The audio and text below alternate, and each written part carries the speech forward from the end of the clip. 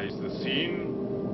From isles of Greece, the princes Orgulus, their high blood chafed, have to the port of Athens sent their ships, fraught with the ministers and instruments of cruel war. 69 that wore their crowneds regal from the Athenian bay put forth toward Phrygia, and their vow is made to ransack Troy, within whose strong immures the ravished Helen, Menelaus' queen, with wanton Paris sleeps, and that's the quarrel.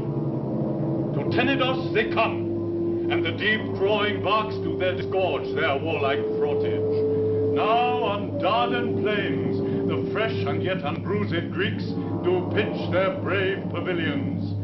Priam's six-gated city, Dardan and Timbria, Ilias, Khitas, Troyan, and Antinorides, with massy staples and corresponsive and fulfilling bolts, spur up the sons of Troy. Now expectation, tickling skittish spirits on one and other side, Troyan and Greek, sets all on hazard. And hither am I come, a prologue armed, but not in confidence of author's pen or actor's voice, but suited in like condition as our argument, to tell you, fair beholders, that our play leaps o'er the vaunt and firstlings of those broils, beginning in the middle, starting thence away to what may be digested in a play. Like or find fault, do as your pleasures are. Now good or bad, 'tis but the chance of war.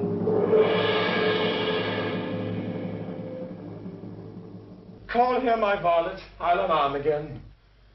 Why should I war without the walls of Troy, that find such cruel battle here within? Each Troyan that is master of his heart, let him to field. Troilus, alas, hath none. Will his gear ne'er be mended? The Greeks are strong and skillful to their strength, fierce to their skill and to their fierceness valiant.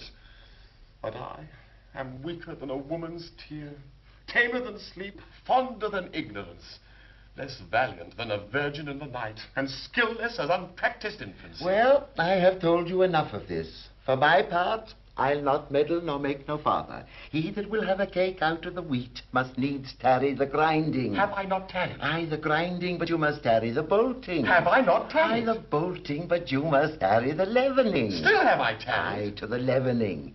But there's yet in the word hereafter the kneading, the making of the cake, the heating of the oven, and the baking. Nay, you must stay the cooling too, or you may chance to burn your lips. Patience herself, what goddess there she be, doth less a blench of sufferance than I do.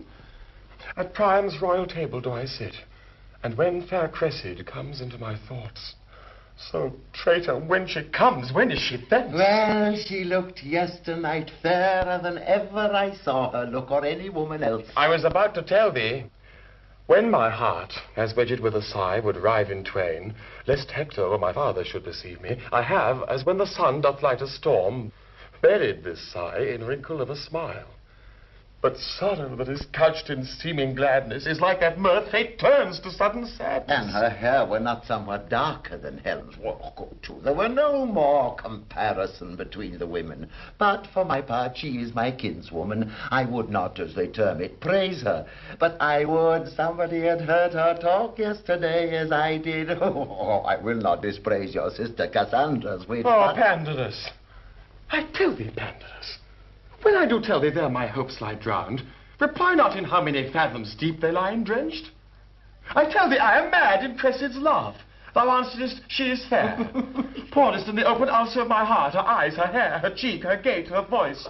Handless in thy discourse, oh, that her hand, in whose comparisons all whites are ink, writing their own reproach. To whose soft seizure the cygnet's down is harsh, and spirit of sense hard as the palm of ploughman. This thou tell'st me, as true thou tell'st me, when I say I love her. But saying thus, instead of oil and balm, thou layest in every gash that love hath given me the life that made it. I speak no more than true. Thou dost not speak so much. Faith, I'll not meddle in't. Let her be as she is. If she be fair, 'tis the better for her. And she be not, she has the men's in her own hands. Good Pandarus. How now, Pandarus? I have had my labour for my travail. Ill thought on of her, and ill thought on of you, gone between and between. But small thanks for my labour. What, art thou angry, Pandarus? What with me? Because she's kin to me. Oh, therefore she's not so fair as Helen. And she were not kin to me. She would be as fair on Friday as Helen is on Sunday, but what care I? Oh, I care not, and she were a blackamoor. 'Tis all one to me. Say I, she is not fair. I do not care whether you do or no. She's a fool to stay behind her father, letter to the Greeks. And so I'll tell her the next time I see her. For my part, I'll meddle nor make no more of the matter. Pandarus? Not I. Sweet Pandarus? Pray you, speak no more to me. I will leave all as I found it, and there an end. Peace, you ungracious clamours. Peace, rude sounds, fools on both sides. Helen must needs be fair when with your blood you daily paint her thus. I cannot fight upon this argument. It is too starved a subject for my sword.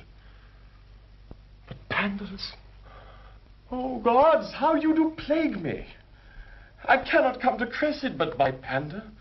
And he's as tetchy to be wooed to woo as she is stubborn chaste against all suit. Tell me, Apollo, for thy Daphne's love, what Cressida is, what Pandar, and what we. Her bed is India, there she lies, a pearl. Between our Ilium and where she resides, let it be called the wild and wandering flood, ourself the merchant, and this sailing Pandar, our doubtful hope, our convoy, and our bark. How now, Prince Troilus, wherefore not afield? Because not there. This woman's answers sorts, for womanish it is to be from thence. What news, Aeneas, from the field today? That Paris is returned home and hurt. By whom, Aeneas? Troilus by Menelaus. Let Paris bleed. 'Tis but a scar to scorn. Paris is gored with Menelaus' horn. Hark! What good sport is out of town today? Better at home, if would I might, were may. But to the sport abroad, are you bound thither? In all swift haste. Come, go with them together.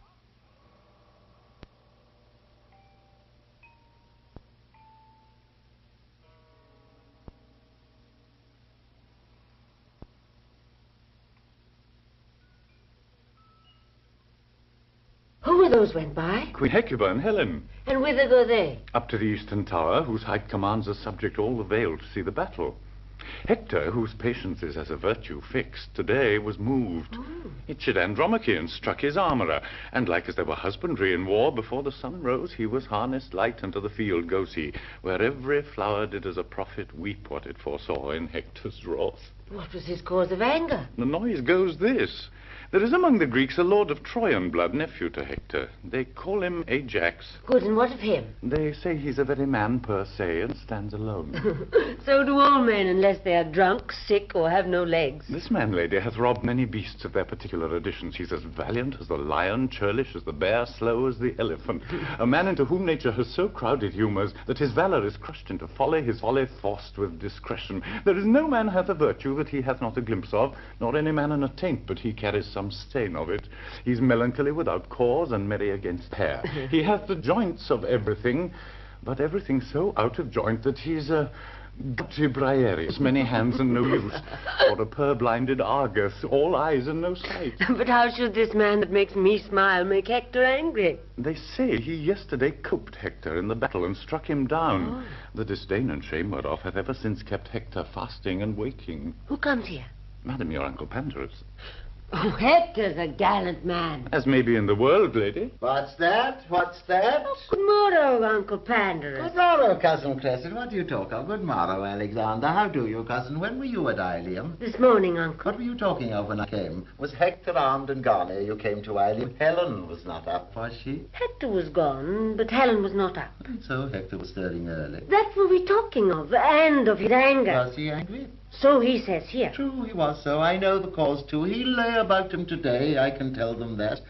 And there's Troilus will not come far behind him. Let them take heed of Troilus. I can tell them that, too. What, is he angry too? Who, Troilus? Troilus is the better man of the two. Oh, Jupiter, there's no comparison. What? Not between Troilus and Hector? Do you know a man if you see him? Why, if ever I saw him before and knew him. Well, I say Troilus is Troilus. Then you say as I say, for I'm sure he's not Hector. No, Hector is not Troilus in some degrees. Just to each of them he is himself. Himself? Alas, poor Troilus, I would he were. So he is. Condition I'd gone barefoot to India. He is not Hector. Himself? No, he's not himself. Would a were himself. Well, the gods are above. Time must friend or end.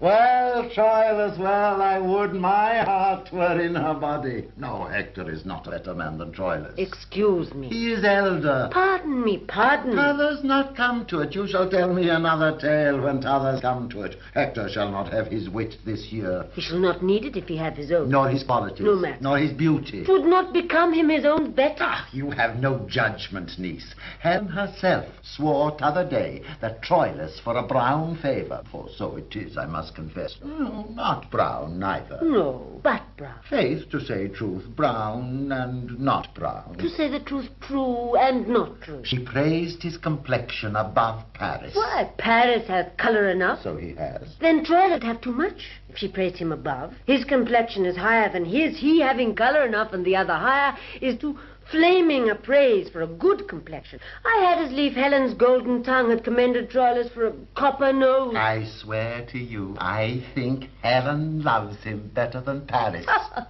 Then she's a merry Greek indeed. Nay, I'm sure she does.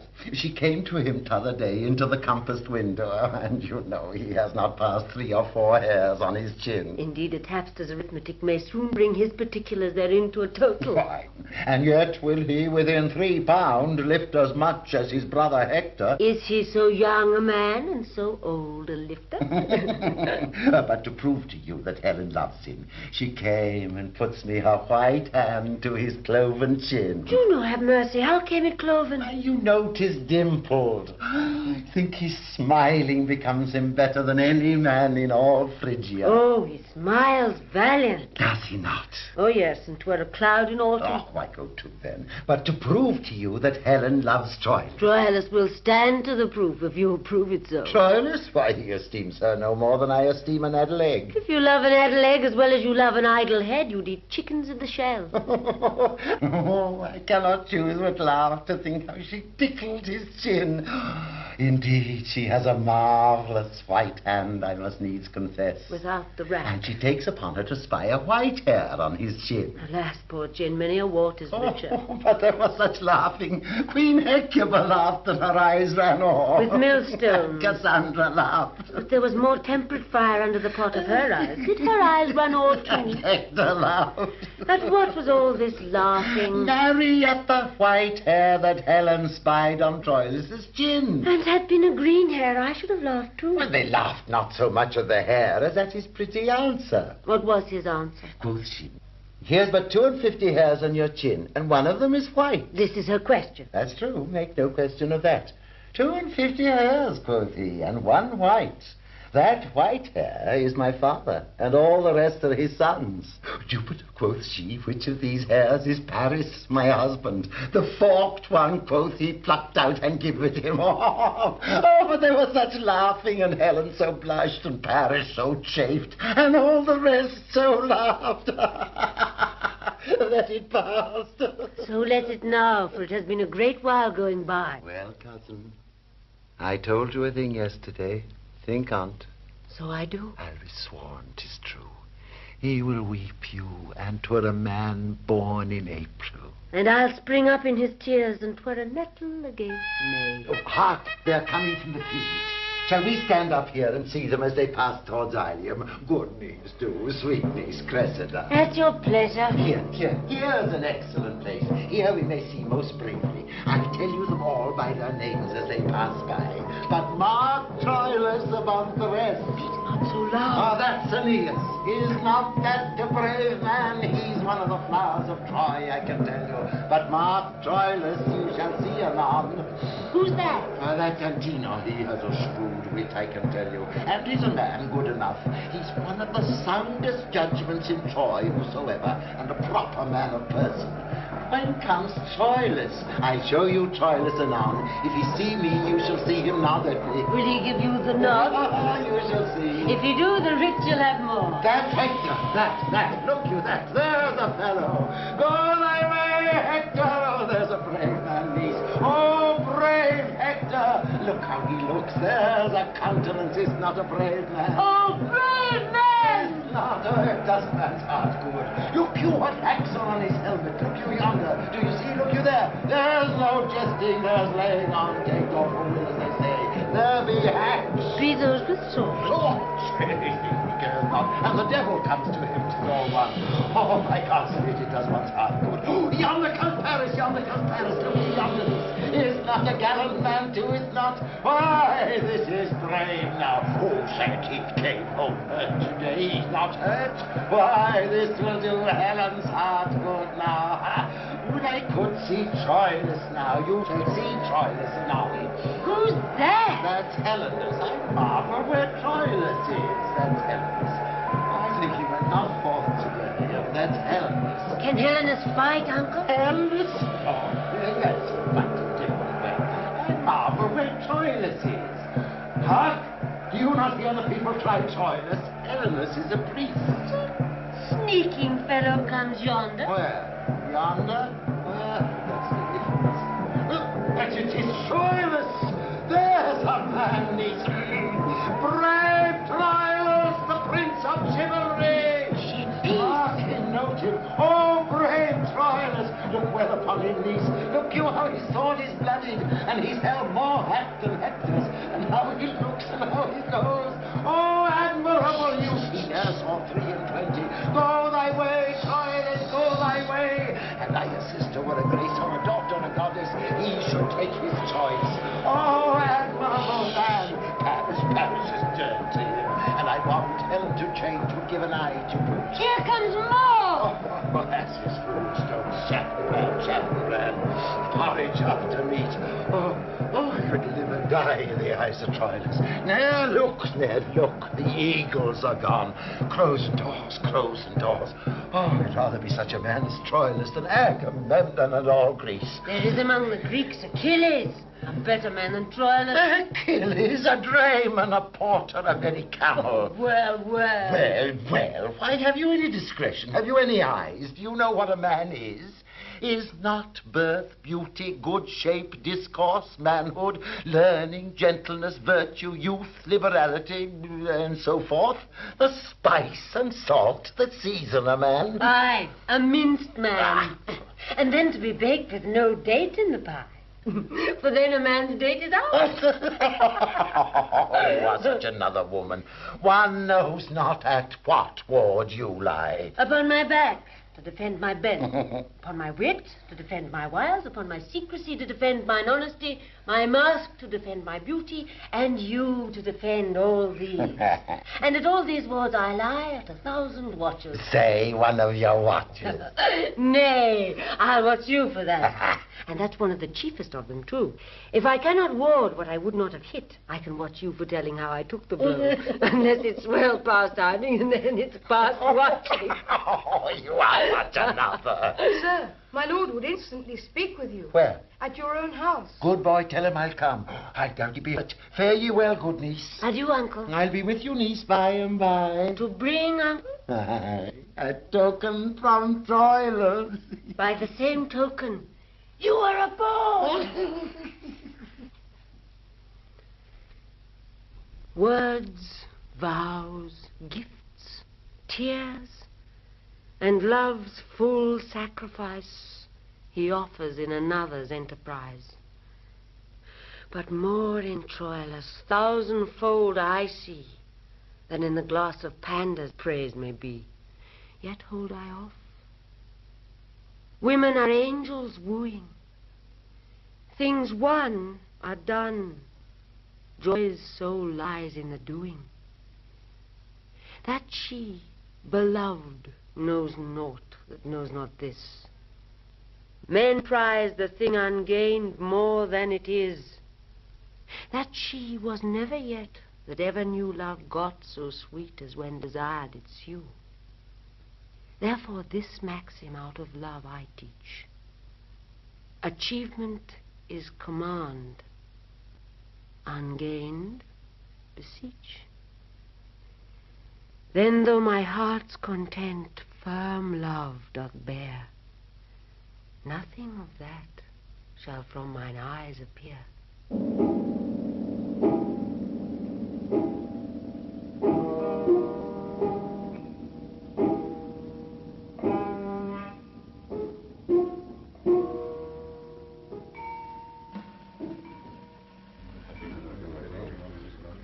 Princes, what grief hath set the jaundice on your cheeks? The ample proposition that hope makes in all designs begun on earth below fails in the promised largeness.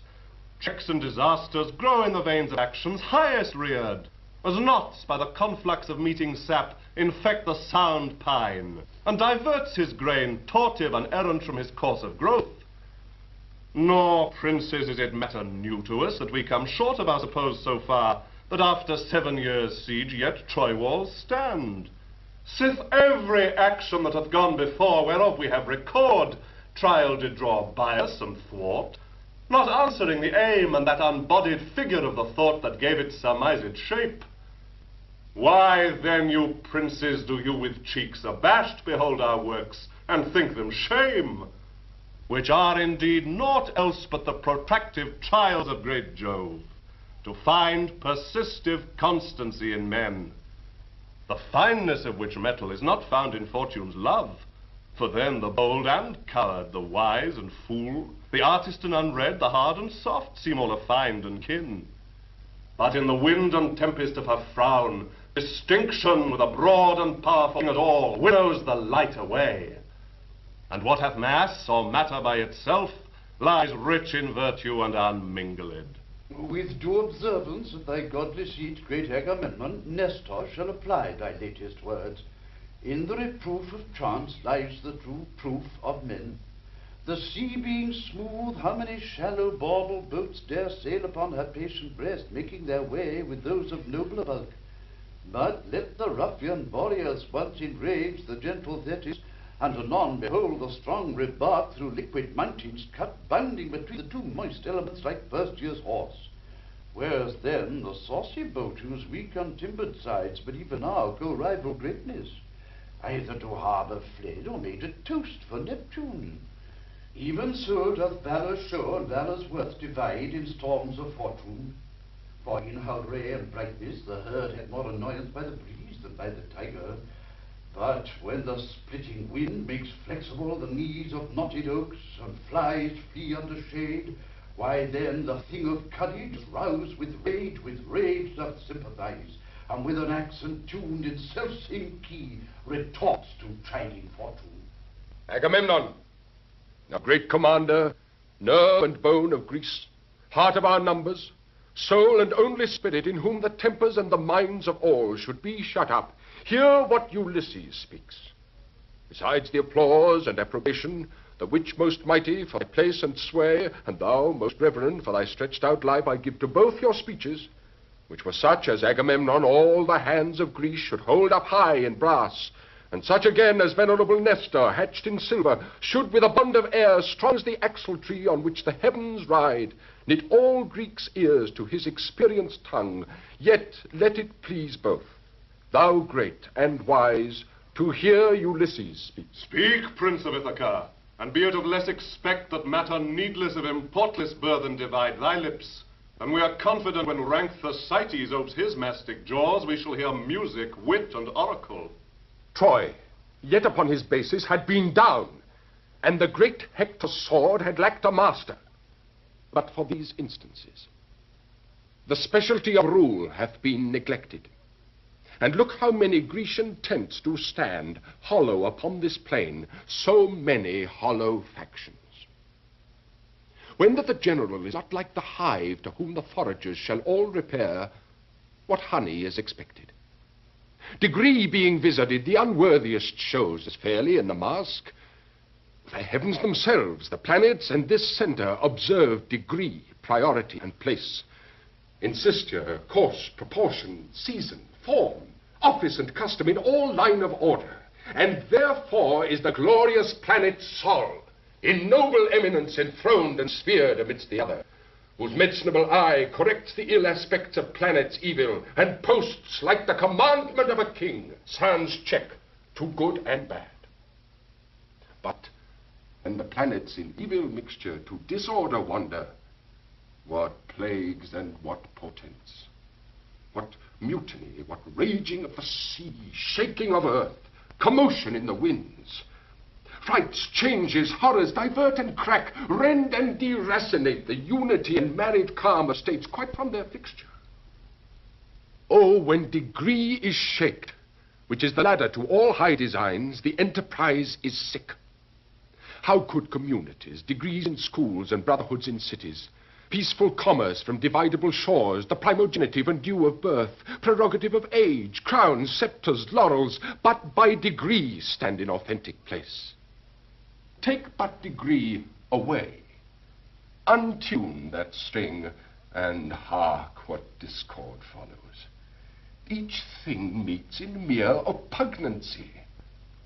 The bounded waters should lift their bosoms higher than the shores, and make a sop of all this solid globe.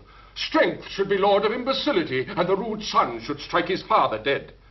Force should be right, or rather right and wrong, between whose endless jar justice resides, should lose their names. And so should justice too. And everything includes itself in part into will, will into appetite, and appetite an universal wolf, so doubly seconded with will and power, must make perforce an universal prey, and last eat up himself. Great Agamemnon, this chaos, when degree is suffocate, follows the choking. And this neglection of degree it is that by a pace goes backward with a purpose it hath to climb. The generals disdained by him one step below, he by the next, that next by him beneath. So every step exampled by the first pace that is sick of his superior grows to an envious fever of pale and bloodless emulation. And 'tis this fever that keeps Troy on foot, not her own sinews. But to end a tale of length, Troy in our weakness stands, not in her strength.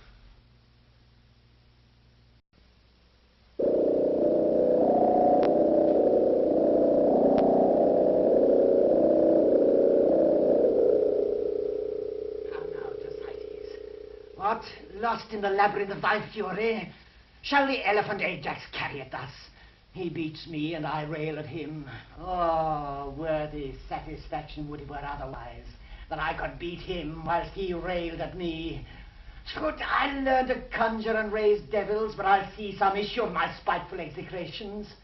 Then there's Achilles, a rare angina. If Troy be not taken till these two undermine it, the walls will stand till they fall themselves.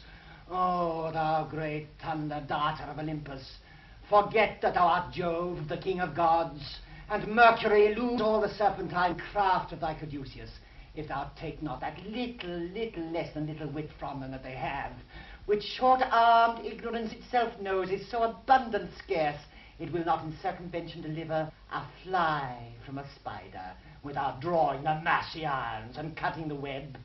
After this, the vengeance on the whole camp, or rather, the Neapolitan boneache, for that methinks is a curse dependent on these that war for a placket.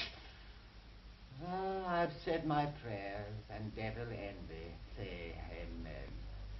What ho, my lord Achilles? Who's there? Thersites? Good Thersites, come in and rail. If I could have remembered a gilt counterfeit, thou wouldst not have slipped out of my contemplation. But 'tis no matter, thyself upon thyself. The common curse of mankind, folly and ignorance be thine in great revenue. Heaven bless thee from a tutor, and discipline come not near thee. Let thy blood be thy direction till thy death.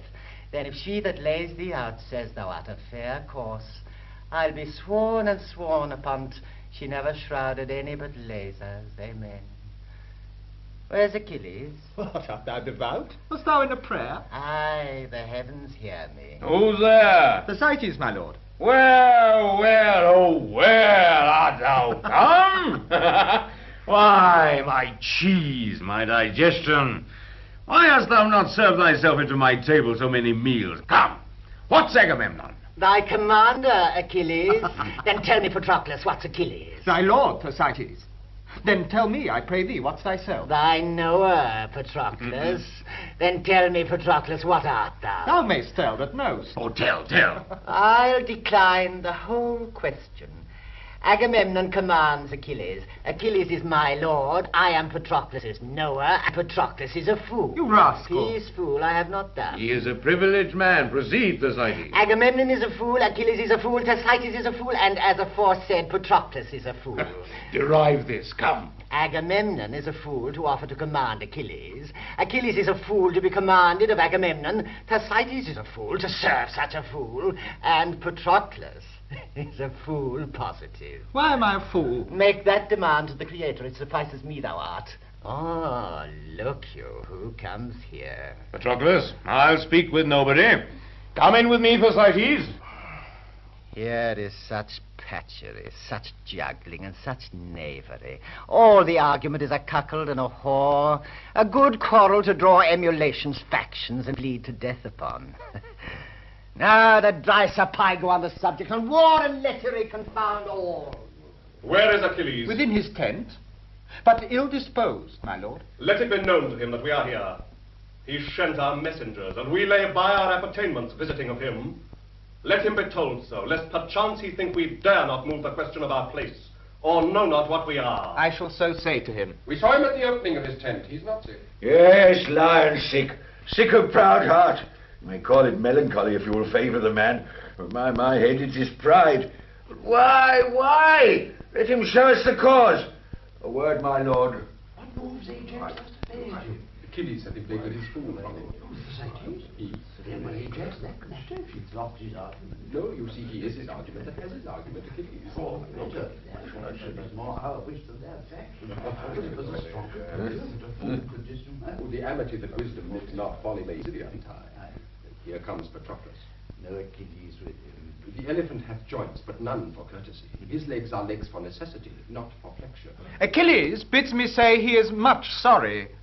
If anything more than your sport and pleasure did move your greatness and this noble state to call upon him, he hopes it is no other but for your health and your digestion's sake, and after dinner's breath. Hear you, Patroclus. We are too well acquainted with these answers. But his evasion, winged thus swift with scorn, cannot outfly our apprehensions.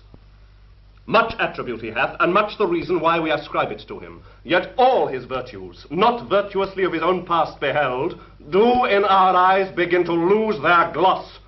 Yea, and like fair fruit in an unwholesome dish are like to rot untasted. Go and tell him we came to speak with him.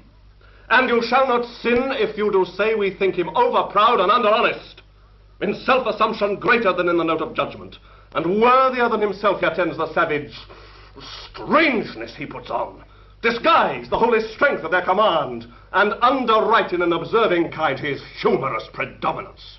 Yea, watch his pettish loons, his ebbs, his flows, as if the passage and whole carriage of this action rode on his tide.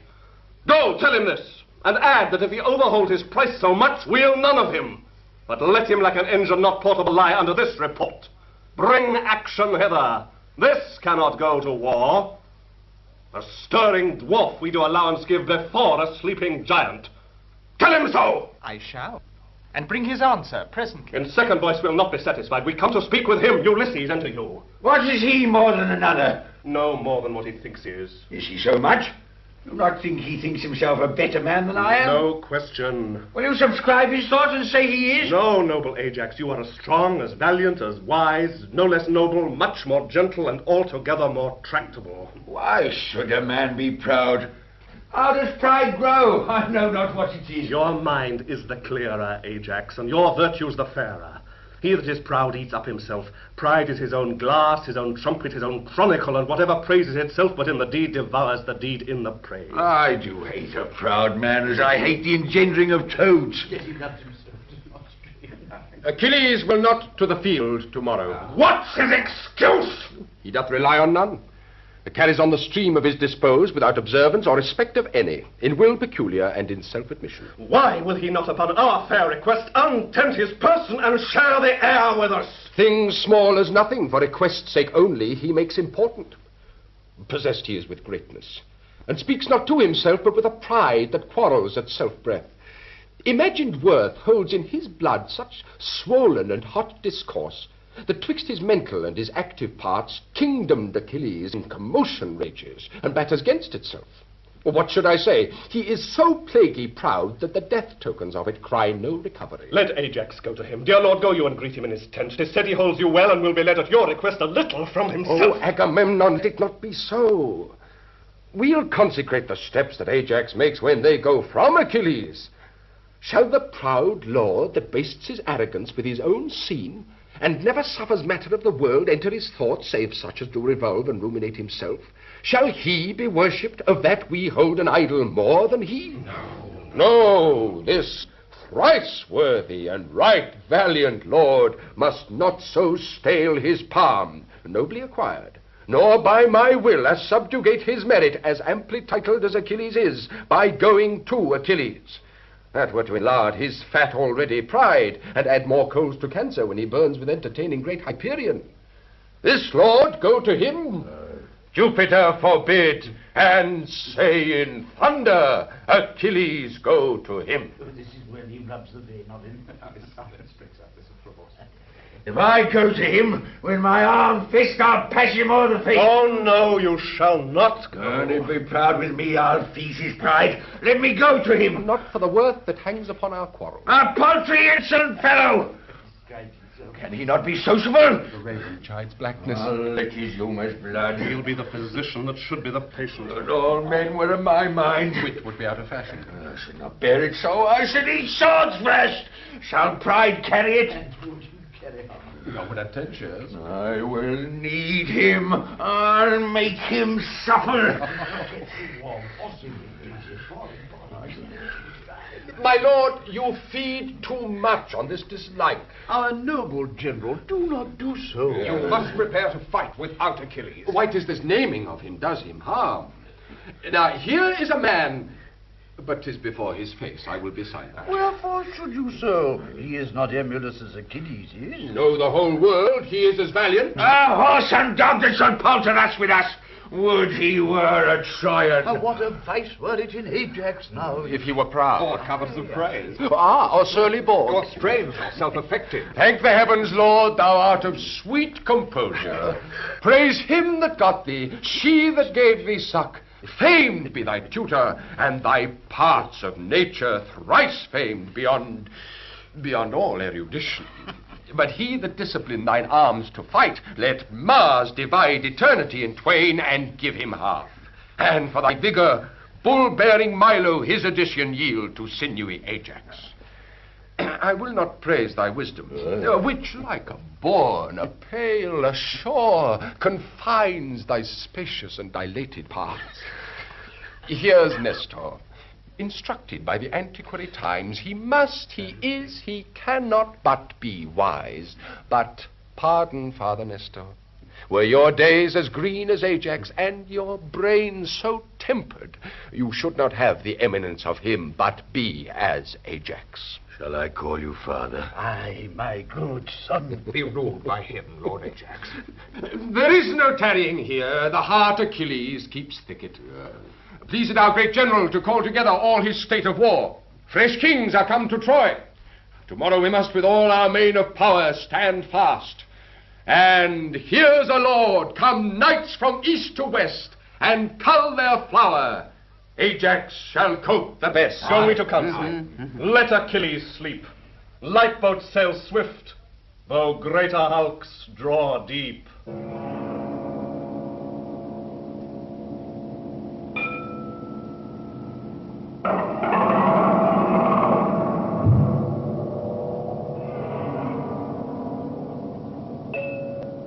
Friend, you, pray you a word. Do you not follow the young Lord Paris? Aye, sir.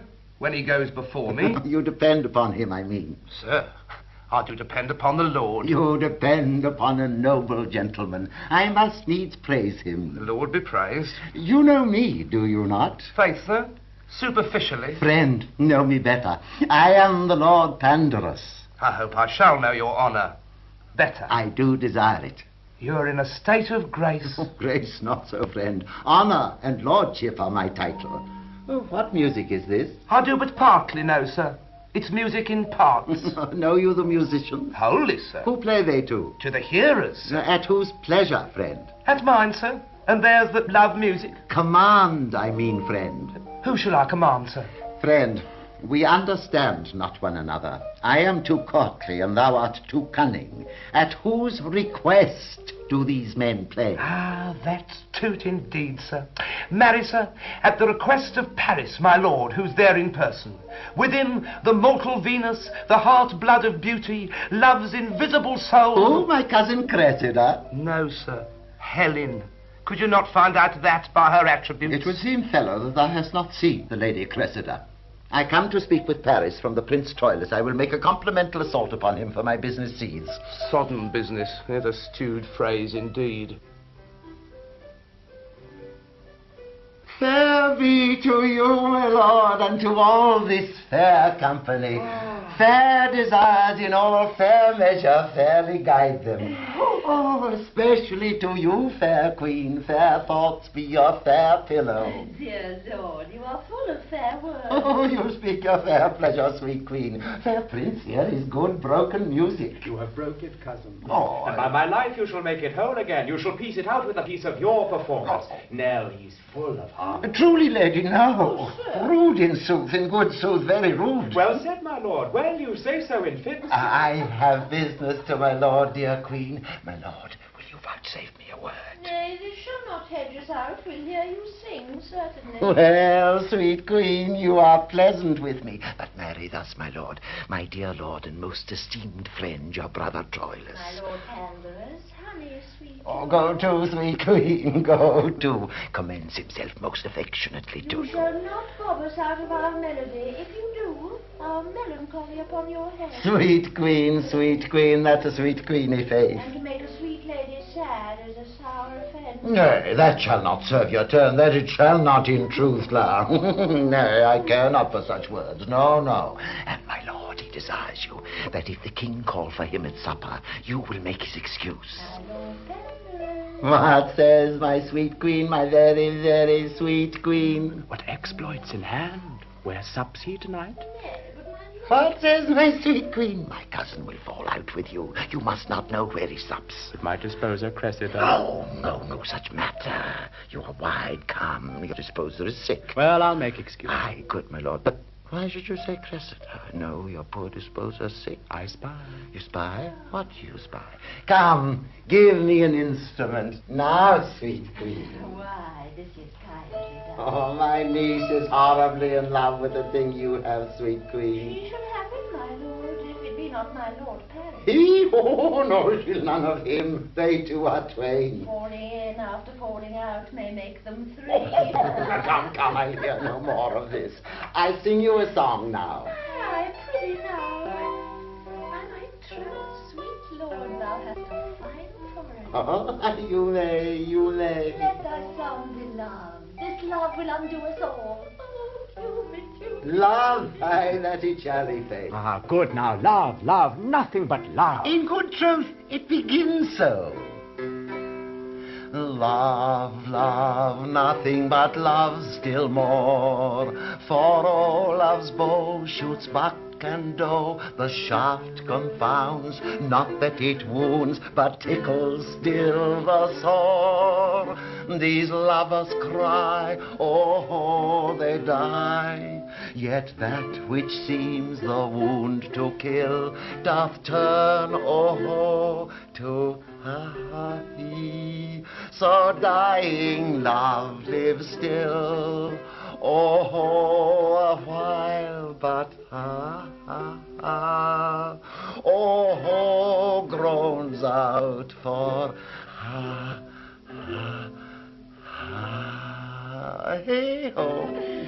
Love is faith to the very tip of the nose. He eats nothing but doves, love, and that breeds hot blood, and hot blood begets hot thoughts, and hot thoughts beget hot deeds, and hot deeds is love. Is this the generation of love? Hot blood, hot thoughts, and hot deeds. Why, they are vipers. Is love a generation of vipers?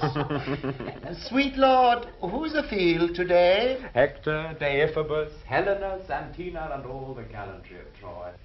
I would fain have armed today, but my Nell was not happy. chance my brother Troilus went not? He hangs a lip at something. You know all, Lord Pandarus? Not I, honey, sweet queen. I long to hear how they spent today. You'll remember your brother's excuse. To a hair. Farewell, sweet queen. Lend me to your knees. I will, sweet queen.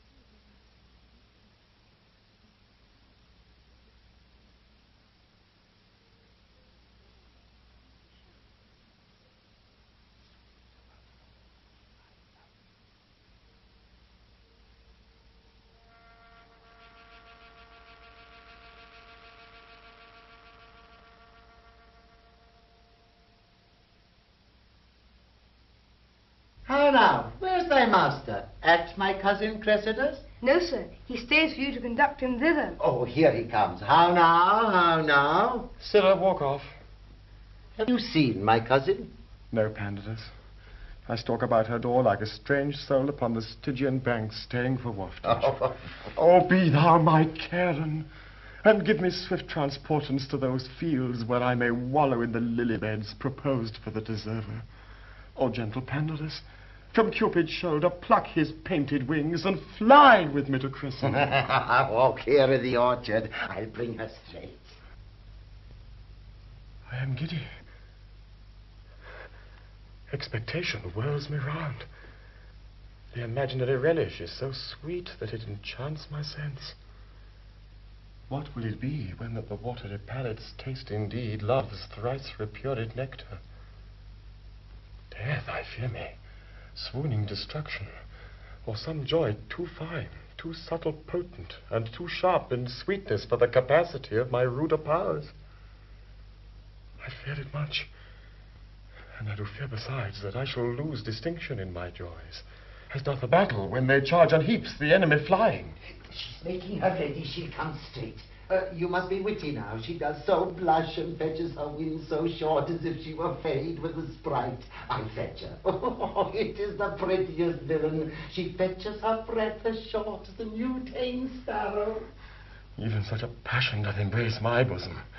My heart beats thicker with a feverless pulse, and all my powers do their bestowing lose, like vassalage at unawares encountering the eye of majesty. Oh, come, come, what need you blush?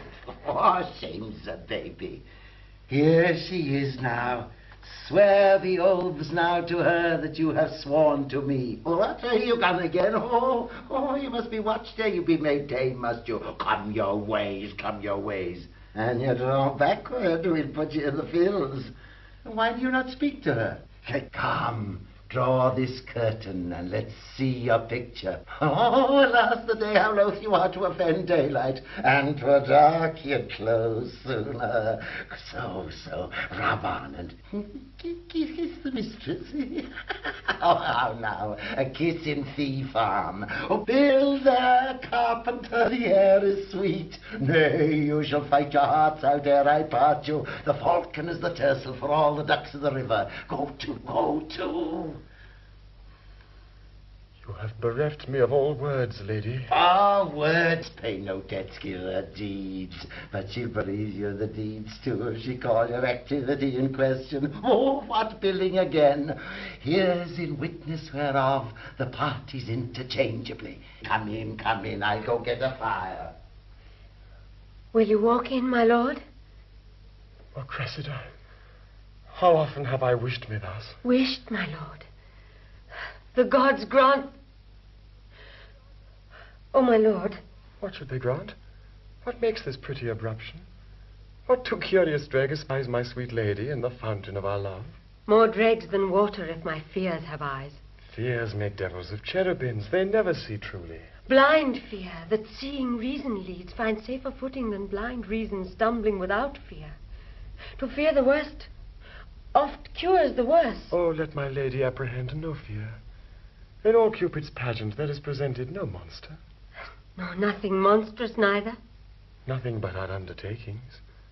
When we vow to weep seas, live in fire, eat rocks, tame tigers, thinking it harder for our mistress to devise imposition enough than for us to undergo any difficulty imposed.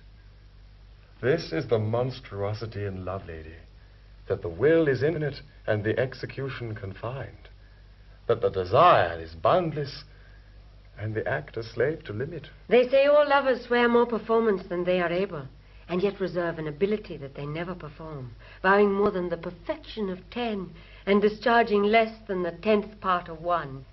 They that have the voice of lions and the act of hares, are they not monsters? Are there such? Such are not we. Praise us as we are tasted, allow us as we prove. Our head shall go bare till merit crown it. No perfection and reversion shall have a praise in present. We will not name desert before his birth, and being born his addition shall be humble. Few words to fair faith. Troilus shall be such to Cressida, as what envy can say worst shall be a mock for his truth. And what truth can speak truest, not truer than Troilus. Will you walk in, my lord? What? Blushing still? Or have you not done talking yet? Well, uncle, what folly I commit, I dedicate to you. I thank you for that. If my lord get a boy of you, you'll give him me. Be true to my lord. If he flinch, chide me for it. You know now your hostages, your uncle's word and my firm faith. Nay, I'll give my word for her too. Our kindred, though they be long ere they are wooed, they are constant being one. They are birds, I can tell you, they'll stick where they are thrown. Boldness comes to me now and brings me heart. Prince Troilus, I have loved you night and day for many weary months. Why was my Cressida then so hard to win? Hard to seem one? But I was one, my lord, with the first glance that ever... Pardon me if I confess much, you will play the tyrant. I love you now, but not till now so much but I might master it. In faith I lie. My thoughts were like unbridled children, grown too headstrong for their mother. See, we fools, why have I blabbed? Who shall be true to us when we are so in secret to ourselves? But though I loved you well, I wooed you not. And yet, good faith, I wished myself a man. Or that we women had men's privilege of speaking first. Sweet, bid me hold my tongue, for in this rapture I shall surely speak the thing I shall repent. See your silence, cunning in dumbness, for my weakness draws my soul of counsel from me. Stop my mouth. And shall, albeit sweet music, issues thence. Pretty, Ife. My lord, I do beseech you pardon me. 'Twas not my purpose thus to beg a kiss. I am ashamed. Oh, heavens, what have I done? For this time will I take my leave, my lord. Your leave, sweet Cressida? Leave, and you'll take leave till tomorrow morning. Will you content you? What offends you, lady? Sir, mine own company. You cannot shun yourself. Let me go and try. I have a kind of self resides with you, but an unkind self that itself will leave to be another's fool. Where is my wit? I would be gone. I speak, I know not what. Well know they what they speak that speak so wisely. Perchance, my lord, I show more craft than love, and fell so roundly to a large confession to angle for your thoughts. But you are wise, or else you love not. For to be wise and love exceeds man's might. That dwells with gods above. Oh, that I thought it could be in a woman. As if it can, I will presume in you. To feed for aye her lamp and flames of love, to keep her constancy in plight and youth, outliving beauties outward, with a mind that doth renew swifter than blood decays. Oh, that persuasion could but thus convince me that my integrity and truth to you might be affronted with the match and weight of such a winnowed purity and love. How would I then uplift it? But alas, I am as true as truth's simplicity. and simpler than the infancy of truth. In that I'll war with you. Oh, virtuous fight! When right with right wars, who shall be most right? True swains in love shall in the world to come approve their truths by Troilus. When their rhymes, full of protest, of oath and big compare, want similes, truth tired of iteration, as true as steel, as plantage to the moon, as sun to day, as turtle to her mate, as iron to adamant, as earth to the center, yet after all comparisons of truth, as truth's authentic author to be cited, as true as Troilus shall crown up the verse and sanctify the numbers. Prophet may you be, if I be false, or swerve a hair from truth, when time is old and hath forgot itself, when water drops have worn the stones of Troy, and blind oblivion swallowed cities up, and mighty states characterless are grated to dusty nothing, yet let memory from false to false among false maids in love upbraid my falsehood.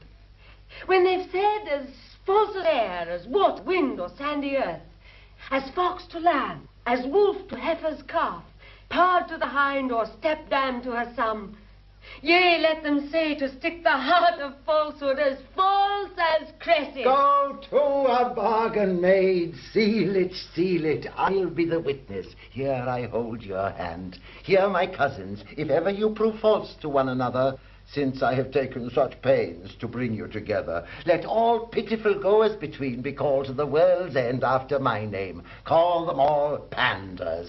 Let all constant men be Troiluses, and all false women Cressids, and all brokers between Pandars. Say amen. Amen. Amen. Amen. Whereupon I will show you a chamber with a bed. Which bed? Because it shall not speak of your pretty encounters. Press it to death. Away! And Cupid grant all tongue-tied maidens here bed, chamber, bander to provide this gear.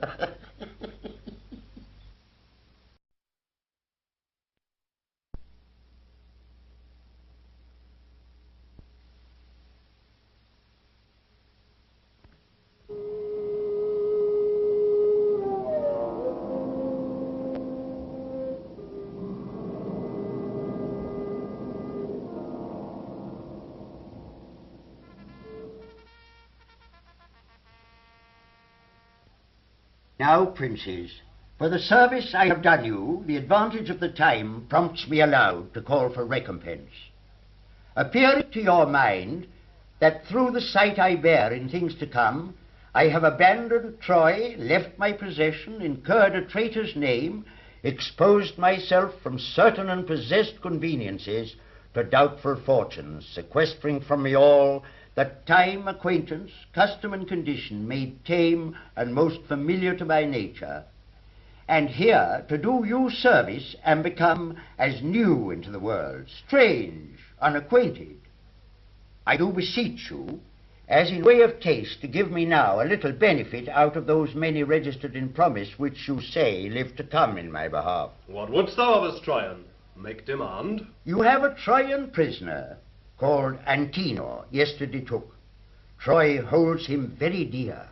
Oft have you, often have you, thanks therefore, desired my Cressid in right great exchange, whom Troy hath still denied. But this Antenor, I know, is such a rest in their affairs that their negotiations all must slack, wanting his manage, and they will almost give us a prince of blood, a son of Priam, in change of him. Let him be sent, great princes, and he shall buy my daughter, and her presence shall quite strike off all service I have done in most accepted pain. Let Diomedes bear him, and bring us Cressid hither. Calchas shall have what he requests of us. Good Diomed, furnish you fairly for this interchange. Withal, bring word if Hector will tomorrow be answered in his challenge. Ajax is ready. This shall I undertake, and 'tis a burden which I am proud to bear. Achilles stands in the entrance of his tent. Please it our general to pass strangely by him, as if he were forgot, and princes all lay negligent and loose regard upon him. I will come last. 'Tis like he'll question me, why such unplausive eyes are bent, why turned on him. If so, I have derision medicinable to use between your strangeness and his pride, which his own will shall have desire to drink. It may do good. Pride hath no other glass to show itself but pride. For supple knees feed arrogance, and are the poor man's fees. We'll execute your purpose, and put on a form of strangeness as we pass along. So do each lord, and either greet him not, or else disdainfully, which shall shake him more than if not looked on. I will lead the way. What, comes the general to speak with me? You know my mind. I'll fight no more against Troy. What says Achilles? Would he aught with us? Would you, my lord, aught with the general? No. Nothing, my lord. The better. Good day. How do you? How do you? What? Does the cuckold scorn me? How now, Patroclus? Good morrow, Ajax. Good morrow. Aye, and good next day, too. What mean these fellows? Know they not Achilles? They pass by strangely. They were used to bend, to send their smiles before them to Achilles, to come as humbly as they used to creep to holy altars. What? Am I poor of late? 'Tis certain. Greatness once fallen out with fortune must fall out with men too. What the declined is, he shall as soon read in the eyes of others as feel in his own fall. For men like butterflies show not their mealy wings but to the summer. And not a man for being simply man hath any honour, but honoured for those honours that are without him, as place, riches, and favour, prizes of accident as oft as merit, which when they fall, as being slippery standers, the love that leaned on them as slippery too, doth one pluck down another, and together die in the fall. But 'tis not so with me. Fortune and I are friends. I do enjoy an ample point all that I did possess, save these men's looks, who do methinks find out something not worth in me such rich beholding as they have often given. Here is Ulysses. I'll interrupt his reading. How now, Ulysses? Now, great Thetis' son. What are you reading? A strange fellow here writes me that man, how dearly ever parted, how much in having, or without or in, it cannot make boast to have that which he hath, nor feels not what he owes, but by reflection, as when his virtues shining upon others heat them, and they retort that heat again to the first giver. This is not strange, Ulysses. The beauty that is born here in the face the bearer knows not, but commends itself to others' eyes. Nor doth the eye itself, that most pure spirit of sense, behold itself, not going from itself, but eye to eye opposed, salute each other with each other's form. For speculation turns not to itself till it hath travelled, and is married there where it may see itself. This is not strange at all. I do not strain at the position, it is familiar, but at the author's drift, who in his circumstance expressly proves that no man is the lord of anything, though in and of him there be much consisting, till he communicate his parts to others. Nor doth he of himself know them for aught, till he behold them formed in the applause, where they're extended. Who, like an arch, reverberate the voice again, or like a gate of steel fronting the sun, receives and renders back his figure and his heat. I was much rapt in this, and apprehended here immediately the unknown Ajax. Oh, heavens, what a man is there! A very horse, that has he knows not what.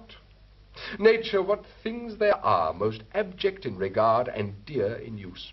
What things again most dear in the esteem and poor in worth. Now shall we see, tomorrow, an act that very chance doth throw upon him Ajax renowned. Oh, heavens, what some men do while some men leave to do. How some men creep in skittish Fortune's hall while others play the idiots in her eyes. How one man eats into another's pride while pride is fasting in his wantonness. To see these Grecian lords, why even already they clap the lubber Ajax on the shoulder as if his foot were on brave Hector's breast and great Troy shrinking. I do believe it, for they passed by me, as misers do by beggars. Neither gave to me good word nor look. What, are my deeds forgot?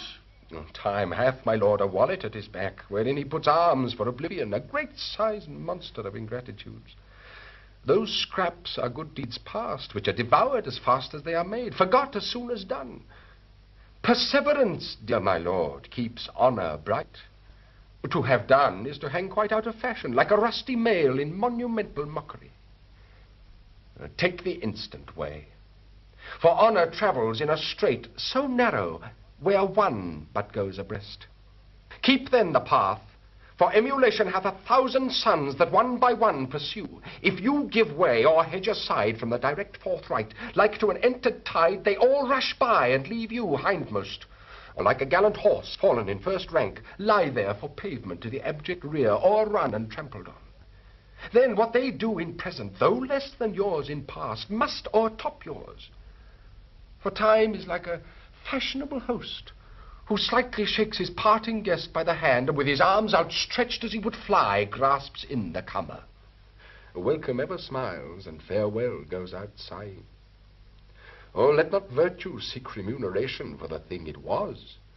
For beauty, wit, high birth, vigor of bone, desert in service, love, friendship, charity, are subjects all to envious and calumniating time.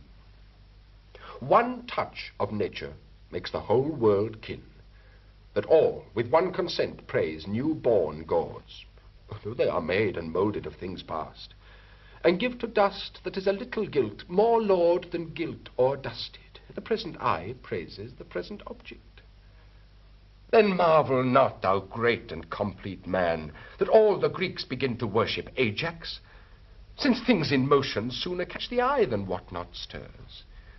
The cry went once on thee, and still it might, and yet it may again, if thou wouldst not entomb thyself alive, and case thy reputation in thy tent, whose glorious deeds but in these fields of late made emulous missions mongst the gods themselves, and drave great Mars to faction. Of this my privacy I have strong reason. But against your privacy the reasons are more potent and heroical.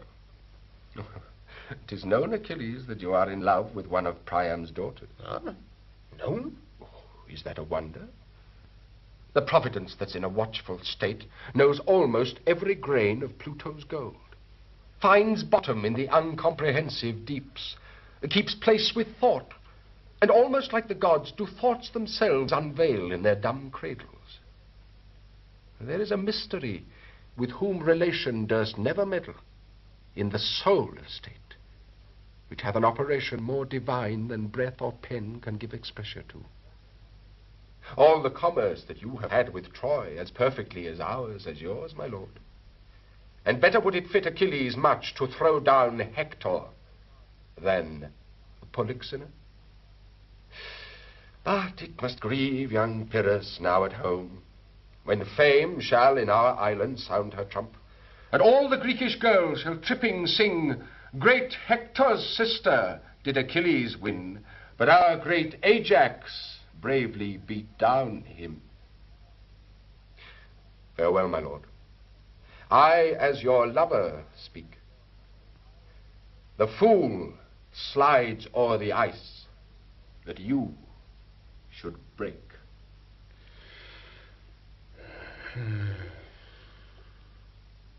To this effect, Achilles, have I moved you? A woman, impudent and mannish grown, is not more loathed than an effeminate man in time of action. I stand condemned for this. They think my little stomach to the war and your great love to me restrains you thus. Sweet, rouse yourself, and the weak, wanton Cupid shall from your neck unloose his amorous fold, and like a dewdrop from the lion's mane be shook air. Shall Ajax fight with Hector? Aye, and perhaps receive much honor by him.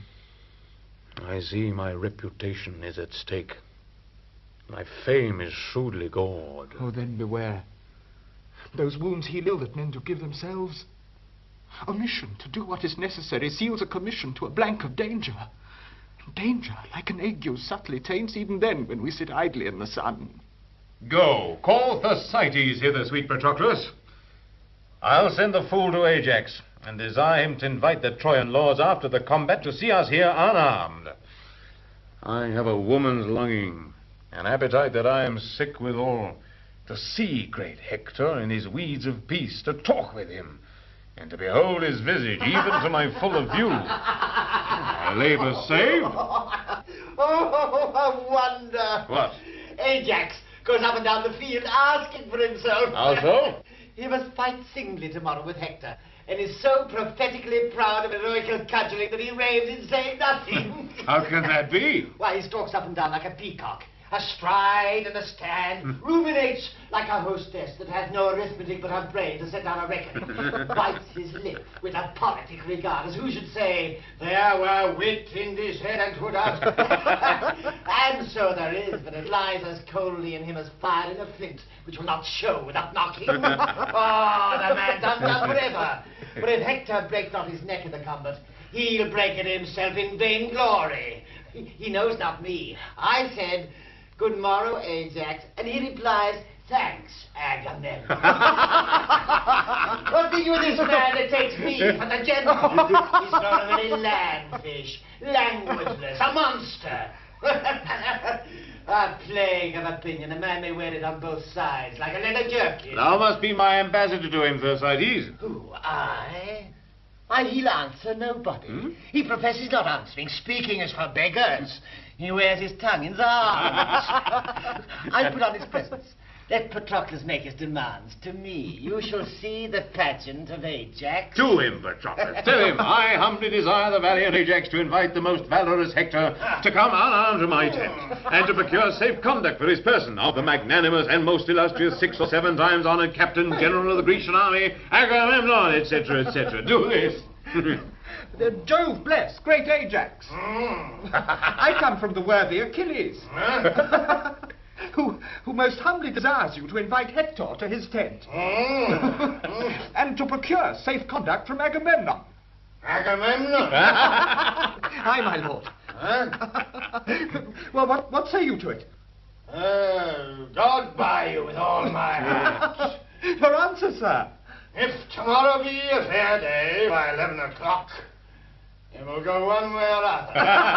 Howsoever, he shall pay for me, and he has me. Your answer, sir. Fare you well with all my heart. Why, but he's not in this tune, is he? No, but his attitude in that. What music will be in him when Hector has knocked out his brains, I know not. But I'm sure none. Unless the fiddler Apollo get his sinews to make cacklings on. Come, thou shalt bear a letter to him straight. Now, let me bear another to his horse, for that's the more capable creature. My mind is troubled like a fountain stirred, and I myself see not the bottom of it. Oh, would the fountain of your mind were clear again, that I might water an ass at it. I'd rather be taking a sheep than such a valiant ignorance.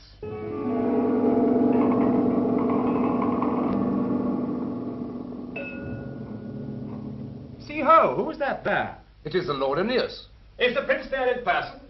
Had I so good occasion to lie long as you, Prince Paris, nothing but heavenly business would rob my bed of my company. That's my mind, too. Good morrow, Lord Aeneas. A valiant Greek, Aeneas, take his hand. Witness the process of your speech, wherein you told how Diomedes in a whole week by days did haunt you in the field. Ah, health to you, valiant sire, during all question of the gentle truce. But when I meet you armed, as black defiance as heart can think or courage execute. The one and other Diomed embraces.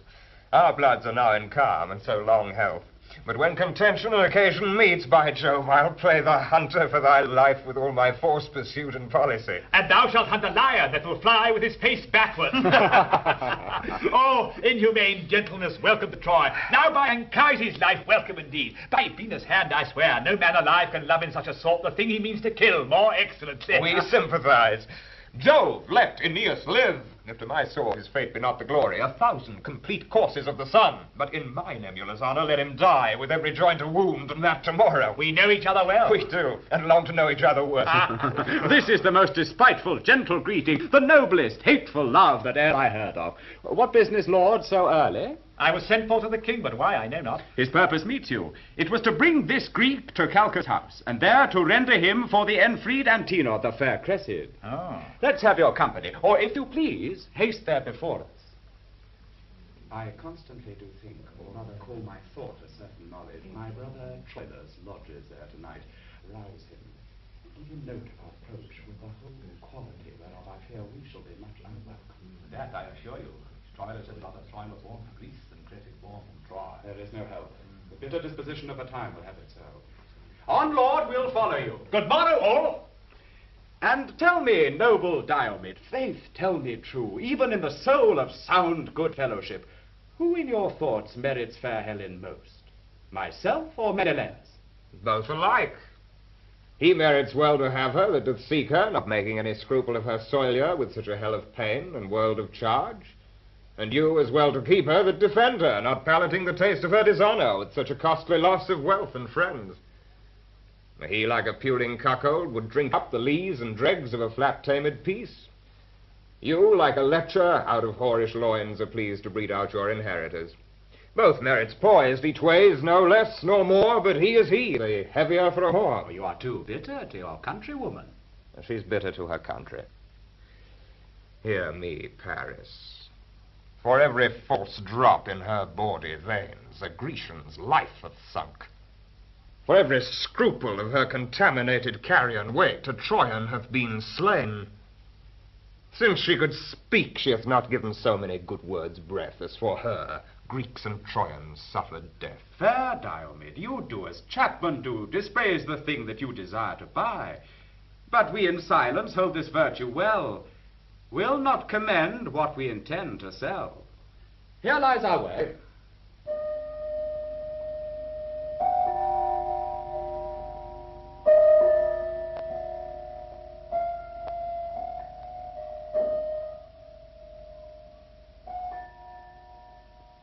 Dear, trouble not yourself, the morn is cold.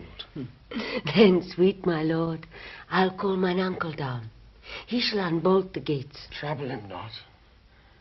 To bed, sleep kill those pretty eyes, and give a soft attachment to thy senses, as infants empty of all thought. Good morrow, then. I prithee not bed. Are you aweary of me? Oh, Cressida, but that the busy day, waked by the lark, hath roused the ribald crows, and dreaming night will hide our joys no longer. I would not from thee. Night hath been too brief. Bish, with venomous whites she stays as tediously as hell, but flies the grasps of love with wings more momentary swift than thought. You will catch cold and curse me. Prithee, tarry. You men will never tarry. Oh, foolish Cressida. I might have still held off, and then you would have tarried. Hark, there's one up. What? All the doors open here? It is your uncle. A pestilence on him. Now he will be mocking. I shall have such a life. How now, how going laden heads? Here, you maid, where's my cousin Cressida? Go hang yourself, you naughty mocking uncle. You bring me to do, and then you flout me too. To do what? Let us say what. What have I brought you to do? Come, beshrew your heart, you'll never be good nor suffer others. Alas, poor wretch, poor Capocchia. Oh, hast not slept tonight. Would he not, a naughty man, let it sleep, or a bugbear take him? Did not I tell you? Woody was knocked in the head. Who's that at the door? Good uncle, go and see. My lord, come you again into my chamber. You smile and mock me as if I meant naughtily. Come, you are deceived. I think of no such thing. How earnestly they knock. Pray you come in. I would not for half Troy have you seen here. Who's there? What's the matter? Will you beat down the door? Now, what's the matter? Good morrow, Lord. Good morrow. Who's there? Oh, my Lord Aeneas, by my troth, I knew you not. Oh, what news is you so early? Is not Prince Troilus here? Here? What should he do here? Come, he is here, my lord. Do not deny him. It doth import him much to speak with me. Oh, see, you say you 'tis more than I know, I'll be sworn. For my own part, I came in late. Oh, what should he do here? Oh, nay then. Come, you'll do him wrong, are you aware? You'll be so true to him to be false to him. Do not you know of him, but yet go fetch him hither. Go. How now, what's the matter? My lord, I scarce have leisure to salute you, my matter is so rash. There is at hand Paris your brother, and Euphemus, the Grecian Diomed, and our Antenna, delivered to us. And for him forthwith, ere the first sacrifice, within this hour, we must give up to Diomedes' hand the lady Cressida. Is it concluded so? By Priam and the general state of Troy. They are at hand and ready to effect it. How my achievements mock me. I will go meet them. My Lord Aeneas, we met by chance. You did not find me here. Good, good, my lord. The secrets of nature have not more gift in taciturnity. Is't possible? No sooner got but lost. The devil take Antenor. Oh, the young prince will go mad. A plague upon Antenor. I would they had broke his neck. Oh, no, what's the matter? Who's here? Why, sir, you so profoundly. Where's my lord gone? Tell me, sweet uncle. What's the matter? Would I were as deep under the earth as I am above. Oh, the gods, what's the matter? Prithee, get thee in. Would thou hadst ne'er been born. I knew thou wouldst be his death. Oh, poor gentleman. A plague upon Antenor. Good uncle, I beseech you on my knees. I beseech you. What's the matter? Thou must be gone, wench. Thou must be gone. Thou art changed for Antenor. Thou must to thy father and be gone from Troilus. 'Twill be his death. 'Twill be his bane. He cannot bear it. Oh, you immortal gods, I will not go. Thou must. I will not, uncle. I have forgot my father. I know no touch of consanguinity. No kin, no love, no blood, no soul so near me as the sweet Troilus. Oh, you gods divine, may Cressida's name the very crown of falsehood if ever she leave Troilus. Time, force, and death, do to this body what extremes you can.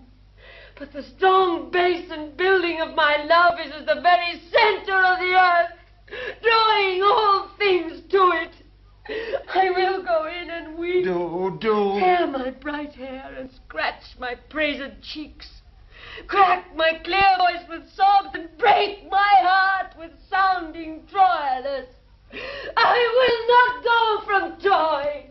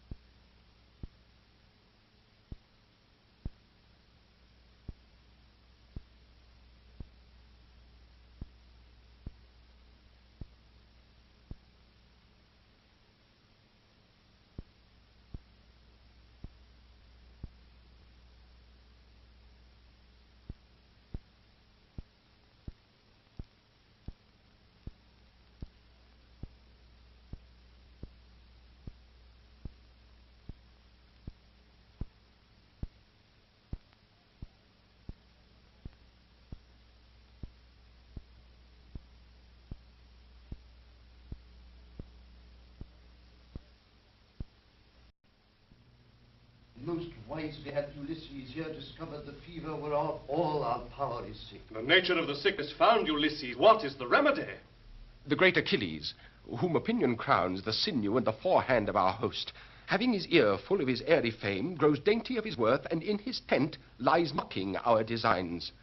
With him Patroclus, upon a lazy bed the livelong day, breaks scurril jests, and with ridiculous and awkward action, which slanderer he imitation calls, he pageants us.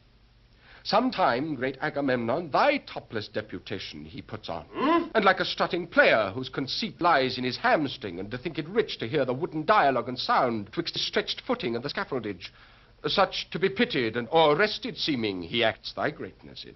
And when he speaks, 'tis like a chime amending, with terms unsquared, which from the tongue of roaring Typhon dropped would seem hyperboles. At this fusty stuff, the large Achilles, on his pressed bed lolling, from his deep chest laughs out a loud applause, cries, "Excellent! 'Tis Agamemnon just. Now play me Nestor. And strip thy beard, as he being dressed to some oration." Well, that's done, as near as the extremest ends of parallels, as like as Vulcan and his wife. Yet God Achilles still cries, "Excellent! 'Tis Nestor right. And now play him me, Patroclus, arming to answer in a night alarm." And then, forsooth, the faint defects of age must be the scene of mirth, to cough and spit, and with a palsy fumbling on its gorget, shaking out the rivet. And at this sport Sir Valor dies. Cries, oh, enough, Patroclus, or give me ribs of steel, I shall split all in pleasure of my spleen. And in this fashion, all our abilities, gifts, natures, shapes, severals and generals of grace exact, achievements, plots, orders, preventions, excitements to the field, or speech for truce, success or loss, what is or is not, serves as stuff for these two to make paradoxes. And in the imitation of these twain, whom, as Ulysses says, opinion crowns with an imperial voice, many are in fact. Ajax is grown self-willed and bears his head in such a vein, in full as proud a place as broad Achilles, keeps his tent like him, makes factious feasts, rails on our state of war, bold as an oracle, and sets Thersites, a slave whose gall coins slants like a mint, to match us in comparisons with dirt, to weaken and discredit our exposure, our ranks soe'er rounded in with danger. They tax our policy and call it cowardice, who count wisdom as no member of the war, forestall prescience and esteem no act but that of hand. The still and mental parts that do contrive how many hands shall strike when fitness calls them on, and know by measure of their observant toil the enemy's weight, why this hath not a finger's dignity. They call this bed work, mappery, closet war. So that the ram that batters down the wall for the great swing and rudeness of his poise, they place before his hand that made the engine, or those that with the fineness of their souls by reason guides his execution. Let this be granted, and Achilles' horse makes many Thetis sons. What trumpet? Look, Menelaus. From Troy. What would you for our tent? Is this great Agamemnon's tent, I pray you? Even this. May one that is a herald and a prince do a fair message to his kingly ears. With surety stronger than Achilles' arm for all the Greekish heads, which with one voice call Agamemnon head and general. Fair leave and large security. How may a stranger to those most imperial looks know them from eyes of other mortals? How? I ask that I might waken reverence, and on the cheek be ready with a blush modest as morning, when she coldly eyes the youthful Phoebus. Which is that god in office guiding men?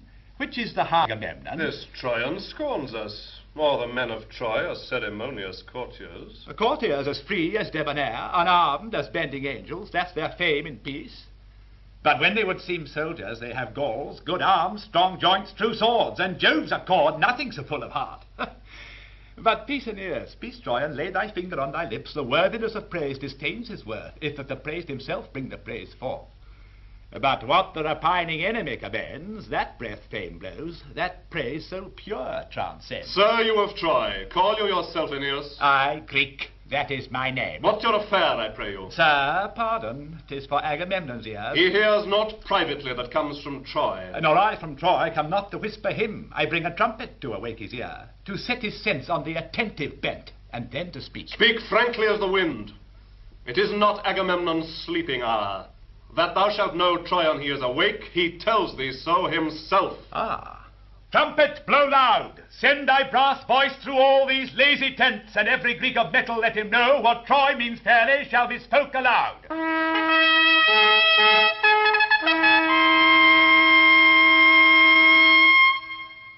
We have great Agamemnon here in Troy, a prince called Hector. Priam is his father, who in this dull and long-continued truce is rusty grown. He bade me take a trumpet, and to this purpose speak. The kings, princes, lords, if there be one amongst the fairest of Greece that holds his honour higher than his ease, that seeks his praise more than he fears his peril, that knows his valour and knows not his fear, that loves his mistress more than in confession with truant vows to her own lips he loves, and dare avow her beauty and her worth in other arms than hers, to him this challenge. Hector, in view of Trojans and of Greeks, shall make it good, or do his best to do it. He hath a lady wiser, fairer, truer, than ever Greek encompass in his arms, and will tomorrow with his trumpet call midway between your tents and walls of Troy, to rouse a Grecian that is true in love. If any come, Hector shall honour him. If none, he'll say in Troy when he retires, the Grecian dames are sunburnt, and not worth the splinter of a lance. Even so much. This shall be told our lovers, Lord Aeneas.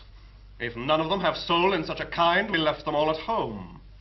But we are soldiers, and may that soldier a mere recreant prove that means not, hath not, or is not in love. If then one is, or hath, or means to be, that one meets Hector. If none else, I'll be he. Tell him of Nestor, one that was a man when Hector's grandsire sucked. He is old now, But if there be not in our Grecian mould one noble man that hath one spark of fire to answer for his love, tell him from me I'll hide my silver beard in a gold beaver, and in my vantbrace put this withered brawn, and meeting him will tell him that my lady was fairer than his grandam, and as chaste as may be in the world. His youth in flood, I'll pawn this truth with my 3 drops of blood. Now heavens forbid such scarcity of youth. Amen. Fair Lordinius, let me touch your hand.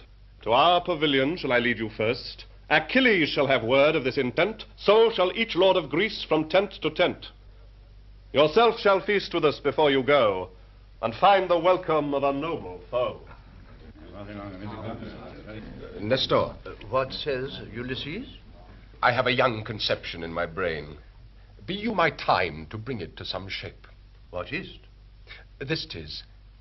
Blunt wedges rive hard knots.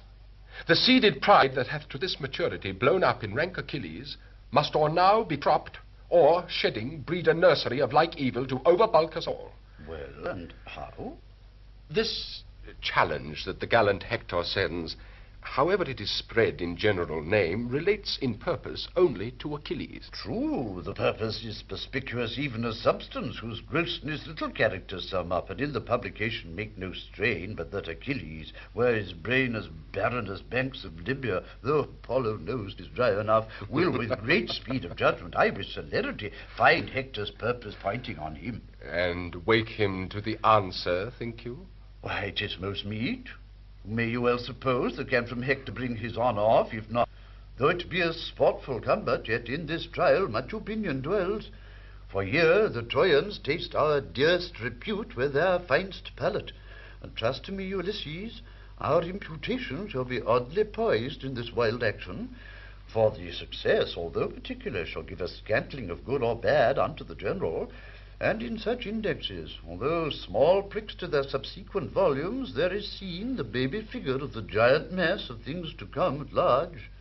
It is supposed he that meets Hector issues from our choice, and choice being mutual act of all our souls, makes merit her election, and doth boil, as 'twere, from forth us all. A man distill out of our virtues. Oh, miscarrying!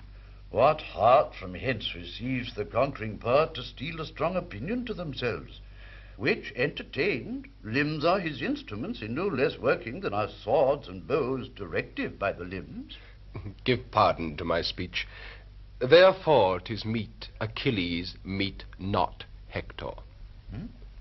Now, let us, like merchants, first show foul wares, and think perchance they'll sell. If not, the lustre of the better shall exceed by showing the worse first. Do not consent that ever Hector and Achilles meet, for both our honour and our shame in this are dogged with 2 strange followers. I see them not with my old eyes. What are they? What glory our Achilles shares from Hector, were he not proud, we all should share with him. But he already is too insolent, and we were better parch in Afric's sun than in the pride and salt scorn of his eyes should he scape Hector fair. If he were foiled, why then we did our main opinion crush in taint of our best man. No. Make a lottery, and by device let blockish Ajax draw the sort to fight with Hector. Among ourselves give him allowance as the worthier man, for that will physic the great Myrmidon, who broils in loud applause, and make him fall his crest that prouder than blue iris bends. If the dull, brainless Ajax come safe off, we'll dress him up in voices. If he fail, yet go we under our opinion still that we have better men. But hit or miss, our project's life this shape of sense assumes. Ajax employed plucks down Achilles' plume. Ulysses, now I begin to relish thy advice, and I will give a taste of it forthwith to Agamemnon. Go we to him straight. 2 curs shall tame each other. Pride alone must tar the mastiffs on, as 'twere their bone.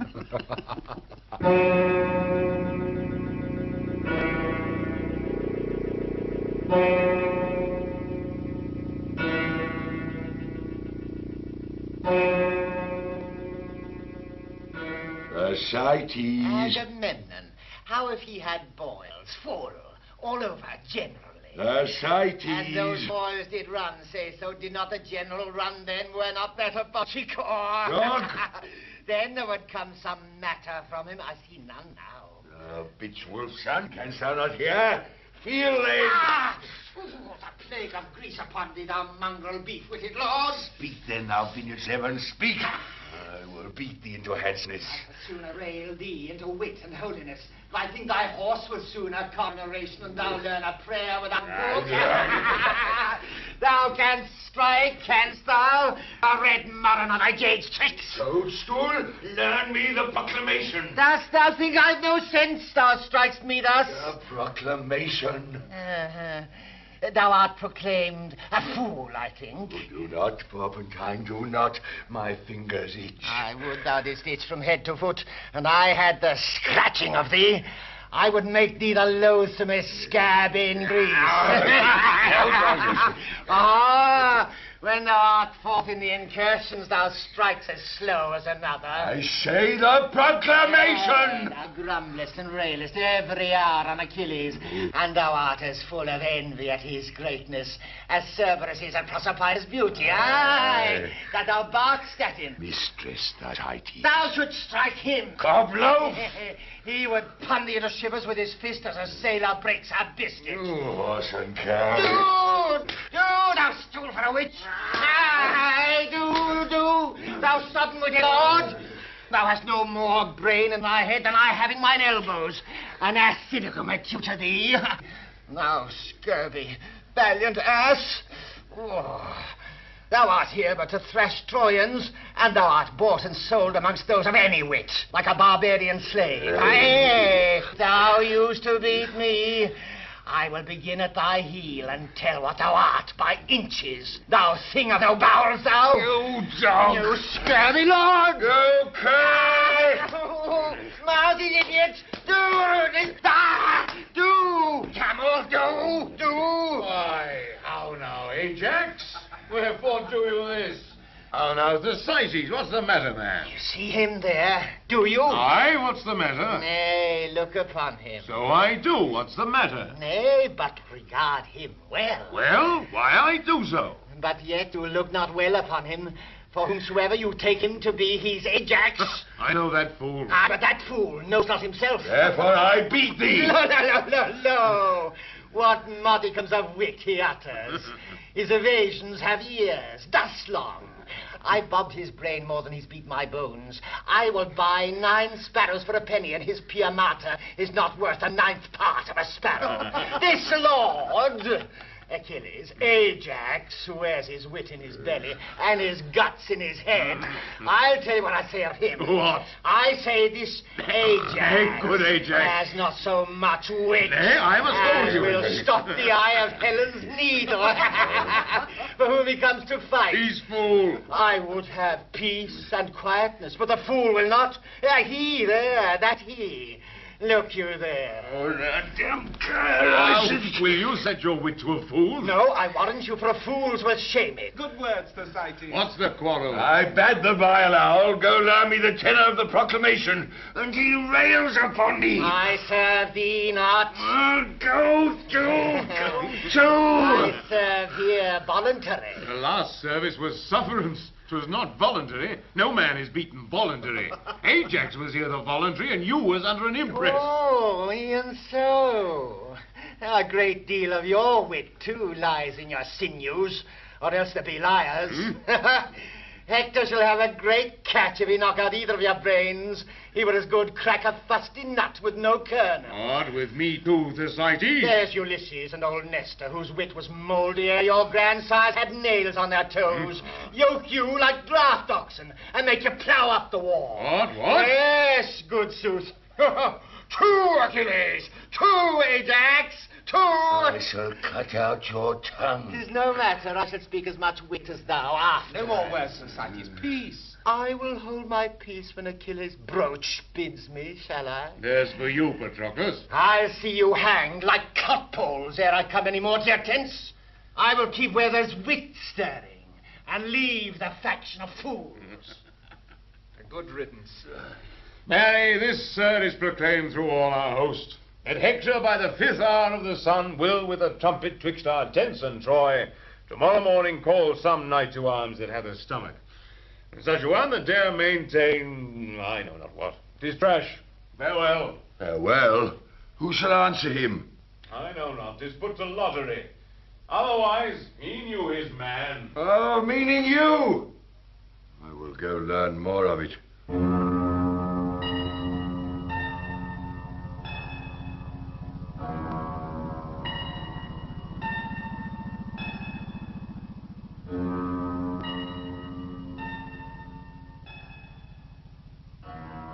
After so many hours, lives, speeches spent, thus once again, says Nestor from the Greeks, deliver Helen, and all damage else, as honor, loss of time, travail, expense, wounds, friends, and what else dear that is consumed in hot digestion of this cormorant war, shall be struck off. Hector, what say you to it? Though no man lesser fears the Greeks than I, as far as touches my particular, yet, dread Priam, there is no lady of more softer bowels, more spongy to suck in the sense of fear, more ready to cry out who knows what follows, than Hector is. The wound of peace is surety, surety secure. But modest doubt is called the beacon of the wise, the tent that searches to the bottom of the worst. Let Helen go. Since the first sword was drawn about this question, every tithe soul amongst many thousand dimes have been as dear as Helen. I mean of ours. If we have lost so many tenths of ours to guard a thing not ours, nor worth to us had it our name, the value of 1/10, what merits in that reason which denies the yielding of her up? Fie, fie, my brother. Weigh you the worth and honor of a king so great as our dread father in a scale of common ounces? Will you with counters sum the past proportion of his infinite, and buckle in a waist most fathomless with spans and inches so diminutive as fears and reasons?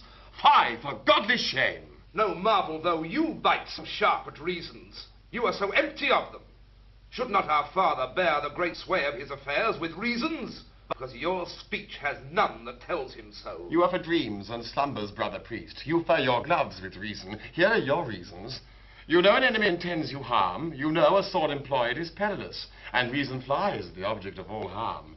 Who marvels then when Helenus beholds the Grecian and his sword, if he do set the very wings of reason to his heels, and fly like chidden Mercury from Jove, or like a star disorbed? Nay, if we talk of reason, let's shut our gates and sleep. Manhood and honor should have hare hearts, would they but fat their thoughts with this crammed reason. Reason and respect make livers pale, and lustihood deject. Brother, she's not worth what she doth cost the holding. What's aught but as 'tis valued? But value dwells not in particular will.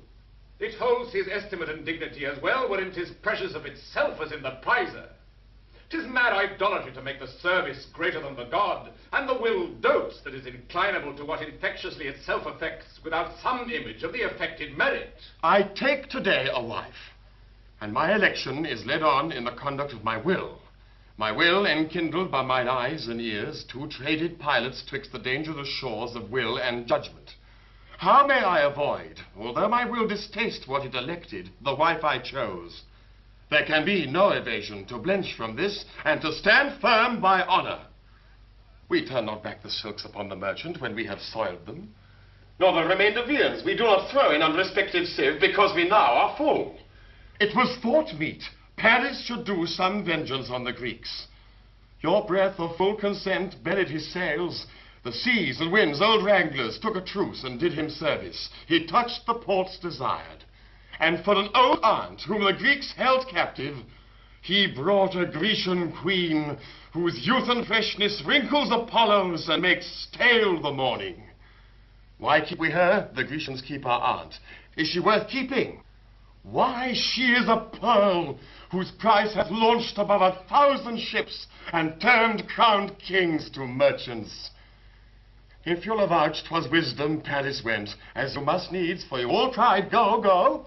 If you will confess he brought home noble prize, as you must needs, for you all clapped your hands and cried, inestimable, why do you now the issue of your proper wisdom's rate, and do a deed that fortune never did, beggar the estimation which you prized, richer than sea and land? Oh, theft most base!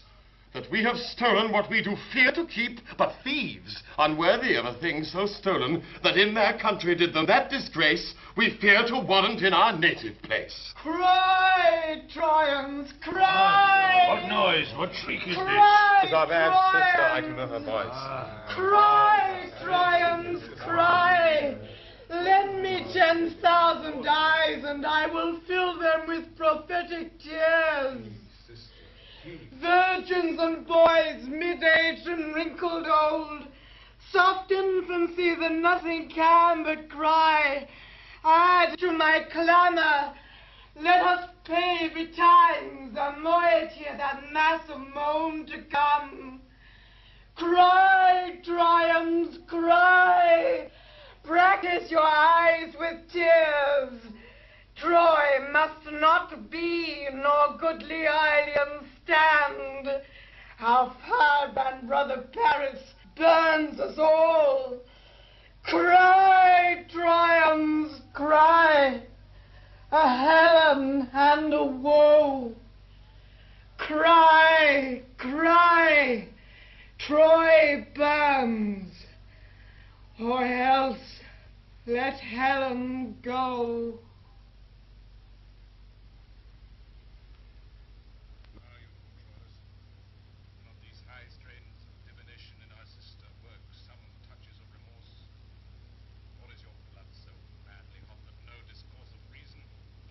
Bad success in a bad cause can qualify the same. Why, brother Hector, we may not think the justice of each act such or no other than event doth form it, nor once deject the courage of our minds, because Cassandra's mad. Her brain-sick raptures cannot distaste the goodness of a quarrel, which hath our several honors all engaged to make it gracious. For my private part, I am no more touched than all Priam's sons. And Jove forbid there should be done amongst us such things as might offend the weakest spleen to fight for and maintain. Else might the world convince of levity as well my undertakings as your counsels. But I attest the gods, your full consent gave wings to my prepension, and cut off all fears attending on so dire a project. For what, alas, can these my single arms? What prophet nation is in one man's valor to stand the push and enmity of those this quarrel would excite? Yet I protest, were I alone to pass the difficulties, and had as ample power as I have will, Paris should ne'er retract what he hath done, nor faint in the pursuit. Paris, you speak like one besotted on your sweet delights. You have the honey still, but these the gall, so to be valiant is no praise at all. Sir, I propose not merely to myself the pleasures such a beauty brings with it, but I would have the soil of her fair rape wiped off in honorable keeping her.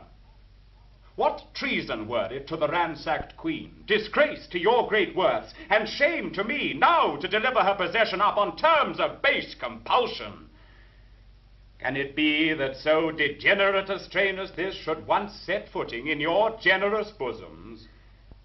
There's not the meanest spirit on our party without a heart to dare or sword to draw when Helen is defended, nor none so noble whose life were ill bestowed or death unfamed where Helen is the subject.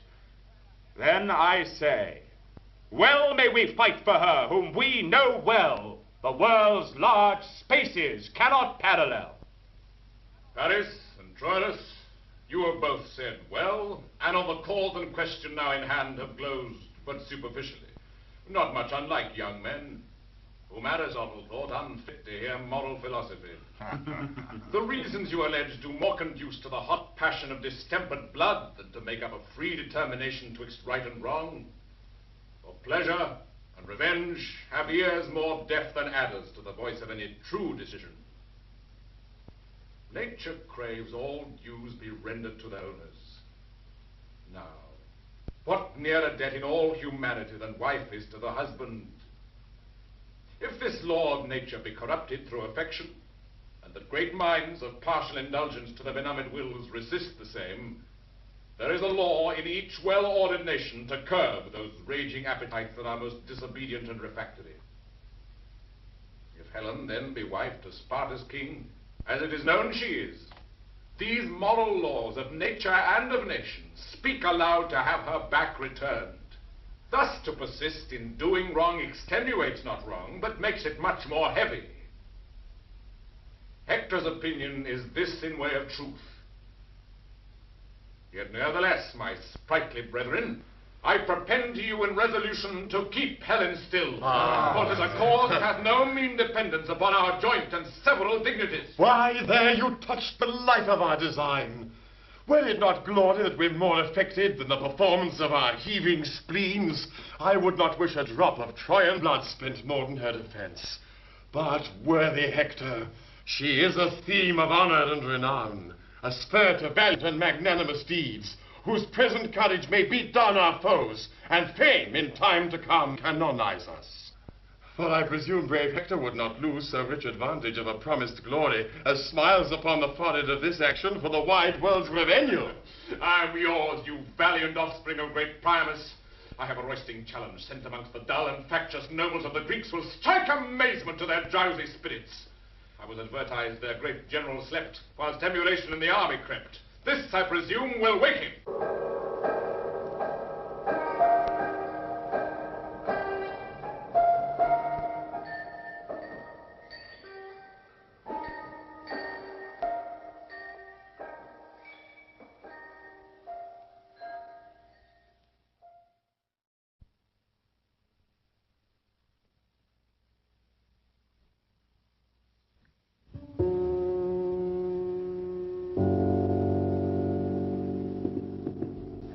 It is great morning, and the hour prefixed for her delivery to this valiant Greek comes fast upon us. Good, my brother Troilus, tell you the lady what she is to do, and haste her to the purpose. Walk into her house. I'll bring her to the Grecian presently. And to his hand, when I deliver her, think it an altar, and thy brother Troilus a priest, there offering to it his own heart. I know what 'tis to love, and would, as I shall pity, I could help. Please you walk in, my lords.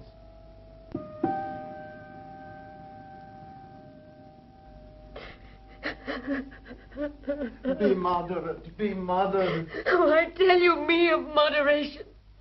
The grief is fine, full, perfect that I taste, and no less in a sense as strong as that which causes it. How can I moderate it?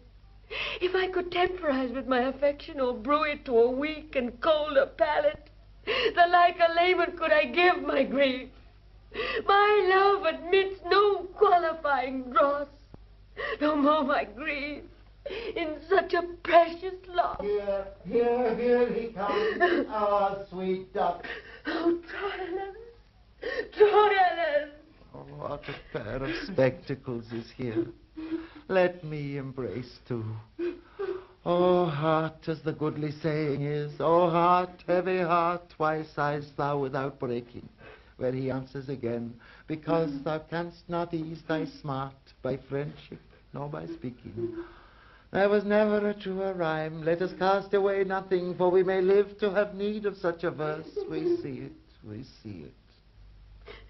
How now, lamb? Cressida, I love thee in so strange a purity, that the blessed gods, as angry with my fancy, more bright in zeal than the devotion which cold lips blow to their deities, take thee from me. Have the gods hit me? Aye, 'tis too plain a case. And is it true that I must go from Troy? A hateful truth. What? And from Troilus too? From Troy and Troilus. It's possible. And suddenly, when injury of chance puts back leave-taking, jostles roughly by all time of pause, rudely beguiles our lips of all rejoinder, forcibly prevents our locked embraces, strangles our dear vows even in the birth of our own labouring breath. We two, that with so many thousand sighs did buy each other, must poorly sell ourselves with the rude brevity and discharge of one. Injurious time, now with a robber's haste, crams his rich thievery up, he knows not how. As many farewells as be stars in heaven, with distinct breath and consigned kisses to them, he fumbles up into a loose adieu, and scants us with a single famished kiss, distasted with the salt of broken tears. My lord, is the lady ready? Hark, you are called. Some say the genius so cries, come to him that instantly must die. Bid them have patience, she shall come anon. Where are my tears? Rain to lay this wind, or my heart will be blown up by the root. I must then to the Grecians. No remedy. A woeful crescent amongst the many Greeks. When shall we see again? Hear me, my love. Be thou but true of heart. I true?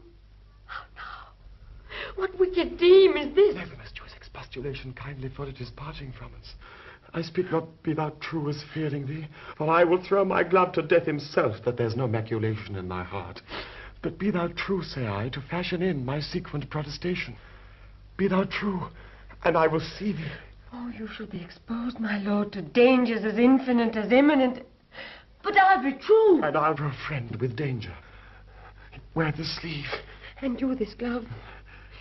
When shall I see you? I will corrupt the Grecian sentinels to give thee nightly visitation. But yet, be true. Oh, heavens, be true again. Hear why I speak it, love. The Grecian youths are full of quality.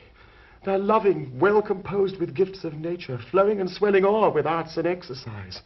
How novelties may move, and parts with person, alas, a kind of godly jealousy, which I beseech you call a virtuous sin, makes me afeard. Oh, heavens, you love me not. Die I a villain, then. In this I do not call your faith in question so mainly as my merit. I cannot sing, nor heal the high lavote, nor sweeten talk, nor play at subtle games, fair virtues all, to which the Grecians are most prompt and pregnant. But I can tell that in each grace of these there lurks a still and undiscoursive devil that tempts most cunningly, but be not tempted. Do you think I will? No, but something may be done that we will not. And sometimes we are devils to ourselves when we will tempt the frailty of our powers, presuming on their changeful potency. Hey, good my lord. Come, kiss, and let us part. Brother Troilus. Good brother, come you hither, and bring Aeneas and the Grecian with you. My lord. Will you be true? Who I? Alas, it is my vice, my fault. Whilst others fish with craft for great opinion, I with great truth catch mere simplicity. While some with cunning gild their copper crowns, with truth and plainness I do wear mine bare. Fear not my truth. The moral of my wit is plain and true. There's all the reach of it. Welcome, Sir Diomed. Here is the lady, which for Antina we deliver you. At the port, Lord, I'll give her to thy hand, and by the way possess thee what she is. Entreat her fair, and by my soul, fair Greek, if e'er thou stand at mercy of my sword, name Cressida, and thy life shall be as safe as Priam is in Ilium.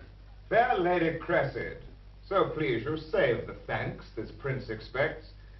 The luster in your eye, heaven in your cheek, pleads your fair usage. And to Diomed you shall be mistress and command him wholly. Grecian! Thou dost not use me courteously to shame the zeal of my petition towards in praising her. I tell thee, Lord of Greece, she is as far high soaring o'er thy praises as thou unworthy to be called her servant. I charge thee use her well, even for my charge, for I, the dreadful Pluto, if thou dost not, though the great bulk Achilles be thy guard, I'll cut thy throat. Oh, be not moved, Prince Troilus. Let me be privileged by my place and message to be a speaker free. When I am hence, I'll answer to my lust. And know, my lord, I'll nothing do on charge. To her own worth she shall be prized. But that you say, be it so, I'll speak it in my spirit and honor, no. Come to the port. I tell thee, Diomed, this brave shall oft make thee to hide thy head. Lady, give me your hand, and as we walk to our own selves, bend we our needful talk. Hark, Hector's trumpet! How have we spent this morning? The prince must think me tardy and remiss that swore to ride before him to the field. 'Tis Troilus' fault. Come, come, to field with him. Let us make ready, straight. Yea, with a bridegroom's fresh alacrity, let us address to tend on Hector's heels. The glory of our Troy doth this day lie on his fair worth and single chivalry. Here art thou in appointment, fresh and fair, anticipating time with starting courage. Give with thy trumpet a loud note to Troy, thou dreadful Ajax. that the appalled air may pierce the head of the great combatant, and hail him hither. Thou trumpet, there's my purse. Now crack thy lungs and spit thy brazen pipe. Blow, villain, till thy spirit vio's cheek out, swell the colic of puffed aquilon. Come, stretch thy chest and let thy eyes spout blood. Thou blowest for Hector!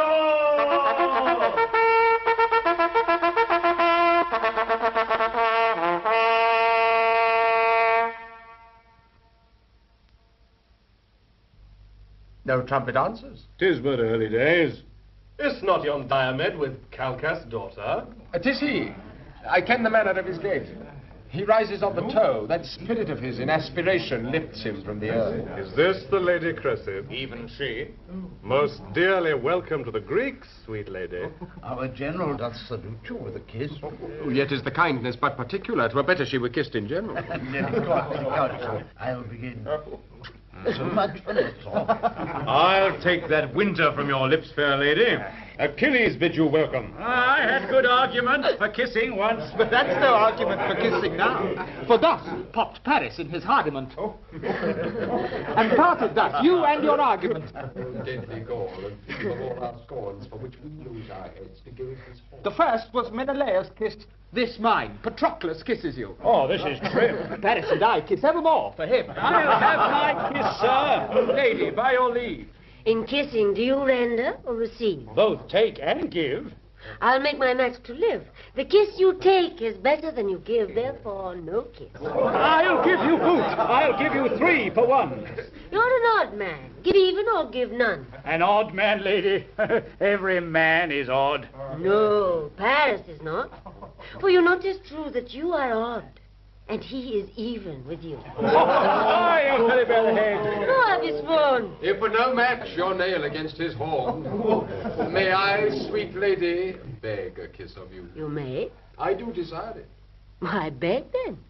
Why then, for Venus' sake, give me a kiss when Helen is a maid again, and his... I am your debtor. Claim it when 'tis due. Never's my day, and then a kiss of you. Lady, a word. I'll bring you to your father. A woman of quick sense. Fie upon her. There's language in her eye, her cheek, her lip, nay, her foot speaks. Her wanton spirits look out of every joint and motive of her body. Oh, these encounterers, so glib of tongue, that give a coasting welcome ere it comes, and wide unclasp the tables of their thoughts to every tickling reader. Set them down for sluttish spoils of opportunity and daughters of the game. Troilus trumpet! Hail, all you state of Greece! What shall be done to him that victory commands? Or do you purpose a victor shall be known? Will you, the knights, shall to the edge of all extremity pursue each other, or shall be divided by any voice or order of the field? Hector bade ask. Which way would Hector have it? He cares not, he'll obey conditions. 'Tis done like Hector, but securely done. A little proudly, and great deal despising the knight opposed. If not Achilles, sir, what is your name? If not Achilles, nothing. Therefore Achilles. But whate'er, know this in the extremity of great and little. Valour and pride excel themselves in Hector, the one almost as infinite as all, the other blank as nothing. Weigh him well, and that which looks like pride is courtesy. This Ajax is half made of Hector's blood, in love whereof half Hector stays at home. Half heart, half hand, half Hector comes to seek. This blended knight, half Troyan and half Greek. A maiden battle, then. Oh, I perceive you. Here is Sir Diomed. Go, gentle knight, stand by our Ajax. As you and Lord Aeneas consent upon the order of their fight, so be it. Either to the uttermost, or else a breath. The combatants being kin, half stints their strife before their strokes begin. They're opposed already. What Troyan is that same that looks so heavy? Oh, the youngest son of Priam. A true knight. Not yet mature, yet matchless, firm of word, speaking in deeds and deedless in his tongue. Not soon provoked, nor being provoked soon calmed. His heart and hand both open and both free, for what he has he gives, what thinks he shows. Yet gives he not till judgment guide his bounty, nor dignifies an impaired thought with breath. Manly as Hector, but more dangerous, for Hector, in his blaze of wrath, subscribes to tender objects, but he in heat of action is more vindicative than jealous love. They call him Troilus, and on him erect a second hope as fairly built as Hector. Thus says Aeneas, one that knows the youth even to his inches. and with private soul did ingrate Ilion thus translate him to me.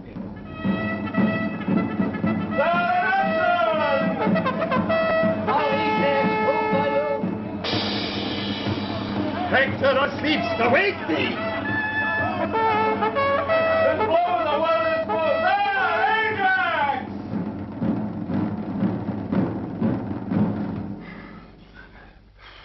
You must know more. Prince is enough, so please you. I'm not warm yet. Let us fight again. Hector pleases. Why then will I no more? Thou art, great lord, my father's sister's son, a cousin German to great Priam seed. The obligation of our blood forbids a gory emulation twixt us twain. Were thy conviction Greek and Trojan, so that thou couldst say this hand is Grecian all and this is Trojan, the sinews of this leg all Greek and this all Troy, my mother's blood runs on the dexter cheek and this sinister bounds in my father's. By Jove, multipotent, thou shouldst not bear from me a Greekish member wherein my sword had not impressure made of our rank feud. But the just gods gainsay that any drop thou borrowedst from thy mother, my sacred aunt, should by my mortal sword be drained. Let me embrace thee, Ajax. By him that thunders, thou hast lusty arms. Hector would have them fall upon him thus. Cousin, all honor to thee. I thank thee, Hector. Thou art too gentle and too free a man. I came to kill thee, cousin, and bear hence a great addition earned in thy death. Not Neoptolemus so mirable, on whose bright crest fame with her loud oh yes, cries, this is he, could promise to himself a thought of added honor torn from Hector. There is expectance here from both the sides. What further you will do? We'll answer it. The issue is embracement. Ajax, farewell. If I might in entreaties find success as seld I have the chance, I would entreat my famous cousin to our Grecian tents. 'Tis Agamemnon's wish, and great Achilles doth long to see unarmed the valiant Hector. Aeneas, call my brother Troilus to me, and signify this loving interview to the expectors of our Trojan part. Desire them home. Give me thy hand, my cousin. I will go eat with thee and see your knights. Great Agamemnon comes to meet us here. The worthiest of them, tell me name by name. But for Achilles, mine own searching eye shall find him by his large and portly side. Worthy of arms, as welcome as to one that would be rid of such an enemy, but that's no welcome. Understand more clear, what's past and what's to come is strewed with husks and formless ruin of oblivion. But in this extant moment, faith and truth, strained purely from all hollow bias drawing, bids thee with most divine integrity, from heart of very heart, great Hector, welcome. I thank thee, most imperious Agamemnon. My well-famed lord of Troy, no less to you. Let me confirm my princely brother's greeting. You brace of warlike brothers, welcome hither. Who must we answer? The noble Menelaus. Oh, you, my lord. By Mars is gauntlet thanks. Mark not that I affect the untraded oath. Your quondam wife swears still by Venus' glove. She's well, but bade me not commend her to Oh, name her not now, sir. She's a deadly thief. Your pardon, I offend. I have, thou gallant Trojan, seen thee oft labouring for destiny, make cruel way through ranks of Greekish youth, and I have seen thee as hot as Perseus spur thy Phrygian steed, and seen thee scorning forfeits and subduments when thou hast hung thy advanced sword in the air, not letting it decline on the declined. That I have said unto my standers by, lo, Jupiter is yonder dealing life. And I have seen thee pause and take thy breath when that a ring of Greeks have hemmed thee in like an Olympian wrestling. This have I seen, but this thy countenance, still locked in steel, I never saw till now. I knew thy grandsire, and once fought with him. He was a soldier good, but by great Mars, the captain of us all, never like thee. Let an old man embrace thee, and worthy warrior, welcome to our tents. 'Tis the old Nestor. Let me embrace thee, good old chronicle, that has so long walked hand in hand with time. Most reverend Nestor, I am glad to clasp thee. I would my arms could match thee in contention as they contend with thee in courtesy. I would they could. Ah, by this white beard I'd fight with thee tomorrow. Well, welcome, welcome. I have seen the time. I wonder now how yonder city stands when we have here her base and pillar by us. I know your favor, Lord Ulysses, well.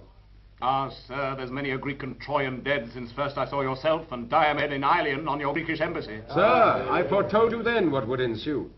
My prophecy is but half his journey yet. For yonder walls that pertly front your town, yon towers whose wanton tops do bust the clouds, must kiss their own feet. I must not believe you. There they stand yet, and modestly I think the fall of every Phrygian stone will cost a drop of Grecian blood. The end crowns all, and that old common arbitrator Time will one day end it. So to him we leave it. Most gentle and most valiant Hector, welcome. After the general, I beseech you next to feast with me and see me at my tent. I shall forestall thee, Lord Ulysses, thou. Now, Hector, I have fed mine eyes on thee. I have with exact view perused thee, Hector, and quoted joint by joint. Is this Achilles? I am Achilles. Stand fair, I prithee. Let me look on thee. Behold thy fill. Nay, I have done already. Thou art too brief. I will the second time, as I would by thee, view thee limb by limb. Oh, like a book of sport thou'lt read me o'er, but there's more in me than thou understandst. Why dost thou so oppress me with thine eye? Tell me, you heavens, in which part of his body shall I destroy him? Whether there, or there, or there, that I may give the local wound a name, and make distinct the very breach whereout Hector's great spirit flew. Answer me, heavens! It would disgrace a proud man to answer such a question. Stand again. Think'st thou to catch my life so pleasantly as to prenominate in nice conjecture where thou wilt hit me dead? I tell thee, yea. Wert thou the oracle to tell me so, I'd not believe thee. Henceforth guard thee well, for I'll not kill thee there, nor there, nor there, but by the forge that stood in Mars' helm, I'll kill thee everywhere, yea, o'er and o'er. You wisest Grecians, pardon me this brag.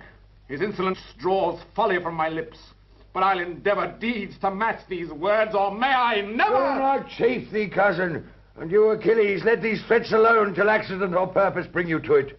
You may have every day enough of Hector if you have stomach. The general state, I fear, can scarce entreat you to be odd with him. I pray you let us see you in the field. We've had pelting war since you refused the Grecians' cause. Dost thou entreat me, Hector? Tomorrow do I meet thee, fell as death. Tonight, all friends. Thy hand upon the match. First, all you peers of Greece go to my tent. There in the full convive we. Afterwards, as Hector's leisure and your bounty shall concur together, severally entreat him. Beat loud the tambourines, let the trumpets blow, that this great soldier may his welcome know.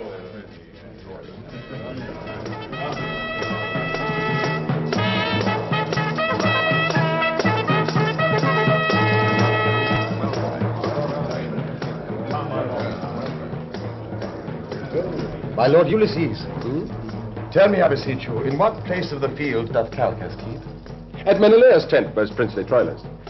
There Diomedes doth feast with him tonight, who neither looks on heaven nor on earth, but gives all gaze and bent of amorous view on the fair Cressida. Shall I, sweet lord, be bound to thee so much, after we part from Agamemnon's tent, to bring me thither? You shall command me, sir. As gentle, tell me, of what honor was this Cressida in Troy? Had she no lover there that wails her absence? Oh, sir, to such as boasting show their scars, a mock is due. Will you walk on, my lord?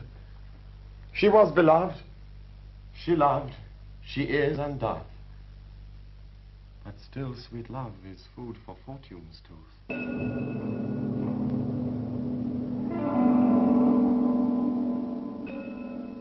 I'll heat his blood with Greekish wine tonight, which with my scimitar I'll cool tomorrow. Patroclus, let us feast into the height. Here comes Thersites. How now, thou core of envy? Thou crusty botch of nature, what's the news? Why, thou picture of what thou seemst, an idol of idiot worshippers, here's a letter for thee. From whence, fragment? Why, thou full dish of fool, from Troy. Who keeps the tent now? The surgeon's box or the patient's wound. Well said, adversity. And what need these tricks? Prithee be silent, boy. I profit not by thy talk. Thou art thought to be Achilles' male varlet. Male varlet, you rogue? What's that? Why is masculine whore? Now the rotten diseases of the south, guts-griping ruptures, catarrhs, loads of gravel in the back, lethargies, cold palsies, raw eyes, dirt-rotten livers, wheezing lungs, bladders full of imposthumes, sciaticas, lime kills in the palm, incurable bone ache, and a rivel fee symbol of the tetter. Take and take again such preposterous discoveries. Why, thou damnable box of envy, thou, what meanst thou to curse thus? Do I curse thee? Why, no, you ruinous butt, you whoreson, indistinguishable cur. No? Why art thou then exasperate, thou idle, immaterial skein of sleeve silk, thou green sarcenet flap for a sore eye, thou tassel of a prodigal's purse, thou? Ah, how the poor world is pestered with such water flies, diminutives of nature. Outgall! Finch egg. My sweet Patroclus, I am thwarted quite from my great purpose in tomorrow's battle. Here is a letter from Queen Hecuba, a token from her daughter, my fair love, both taxing me and gaging me to keep an oath that I have sworn. I will not break it. Fall, Greeks, fail, fame, honor, or go or stay, my major vow lies here. This I'll obey. Come, come, Thersites, help to trim my tent. This night in banqueting must all be spent. Away, Patroclus! With too much blood and too little brain, these two may run mad. But if with too much brain and too little blood they do, I'll be a curer of madmen. Ah, here's Agamemnon. An honest fellow enough, and one that loves quails. But he has not so much brain as earwax. And the goodly transformation of Jupiter there, his brother, the bull, the primitive statue, an oblique memorial of cockles, a thrifty shoeing horn in a chain hanging at his brother's leg. To what form but that he is, should wit larded with malice, and malice forced with wit turn him to? To an ass were nothing, he is both ass and ox. To an ox were nothing, he is both ox and ass. To be a dog, a mule, a cat, a fish, or a toad, a lizard, an owl, a puttock, or a herring without a roe, I would not care. But to be Menelaus, I would conspire against destiny. Ask me not what I would be if I were not Thersites, for I care not to be the louse of a laser, so I were not Menelaus. Hoy day, spirits and fire. Oh, yonder 'tis there where we see the light. I trouble you. No, not your wit. Ah, here comes himself to guide you. Welcome, brave Hector. Welcome, princes all. Now, fair prince of Troy, I bid good night. Ajax commands the guard to tend of you. Thanks, and good night to the Greeks, General. Good night. Sweet Lord Menelaus. Sweet draught, sweet quater, sweet sink, sweet sewer. Good night, and welcome, both at once, to those that go or tarry. Good night. Good night. Oh, Nestor, tarries. And you too, Diane. Keep Hector company an hour or two. I cannot, Lord. I have important business to tide whereof is now. Good night, great Hector. Give me your hand. Follow his torch. He goes to Calchas' tent. I'll bear you company. Sweet sir, you honor me. And so good night. Now come into my tent. Good night, Father Nestor. That same Diomedes, a false-hearted rogue, a most unjust man. No more trust him when he lives than I will accept when he hisses.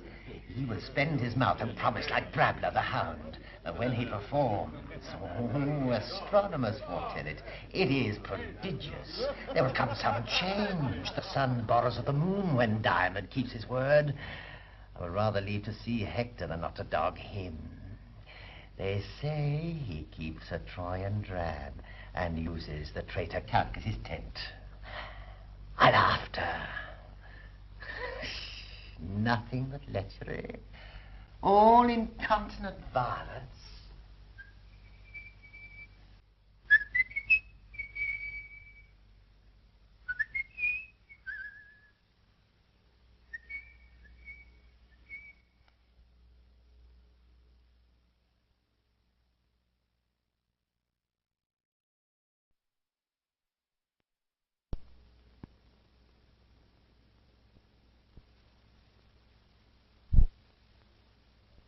What are you up here, ho? Speak. Who calls? Diomed. Calchas, I think. Where's your daughter? She comes to you. Stand where the torch may not discover us. Cressida comes forth to you. How now, my charge? Now, my sweet guardian. Hark, a word with you. So familiar. She will sing any man at first sight. And any man may sing her, if he can take her clef. She's noted. Will you remember? Remember, yes. Nay, but do then. And let your mind be coupled with your words. Sweet honey Greek, tempt me no more to folly. Roguery. Nay, then. I'll tell you what. Ah, foe, come, tell a thing. You are a forsworn. In faith, I cannot. What would you have me do? A juggling trick to be secretly open. What did you swear you would bestow on me? I prithee, do not hold me to mine oath. Bid me do anything but that, sweet Greek. Good night. Oh, patience now, Priam. Diomed? No, good night. I'll be your fool no more. Hark, one word in your ear. Move, Prince, let us depart, I pray you. Lest your displeasure should enlarge itself to rough times. This place is dangerous. Time right deadly. I beseech you, go. Nay, good my lord, go off. You float to great destruction. Come on. I pray you stay. I pray patience. Come on. I pray you stay. Stop. Someone must speak a word. And so, good night. Nay, but you part in anger. Now, Lord, I will be patient. Guardian, why, Greek? Oh, forward you palter. In faith, I do not. Come hither once again. My lord, at something. Will you go? You will break out. She's come. Stay, by Jove, I will ask you. It is between my will and all things. How the devil luxury with his fat rump and potato finger tickles these together. Fry, lechery, fry. But will you, then? In faith, I will, though. Never trust me else. And give me some token for the surety of it. I'll fetch you one. You have sworn patience. Hear me not, sweet lord. I will not be myself, not have cognition of what I feel. I am all patience. Now the pledge. Ah. Now. Here, Diomed. Keep this sleeve.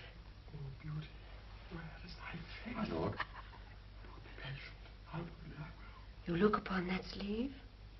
Behold it well. He loved me. Oh, false wench, give me again. Whose was it? It is no matter now, I have to gain. I will not meet with you tomorrow night. I prithee, Diomed, visit me no more. Oh, she sharpens. Well said, Whetstone. I shall have it. What, this? Aye, that. Oh, all you gods. Oh, pretty, pretty pledge.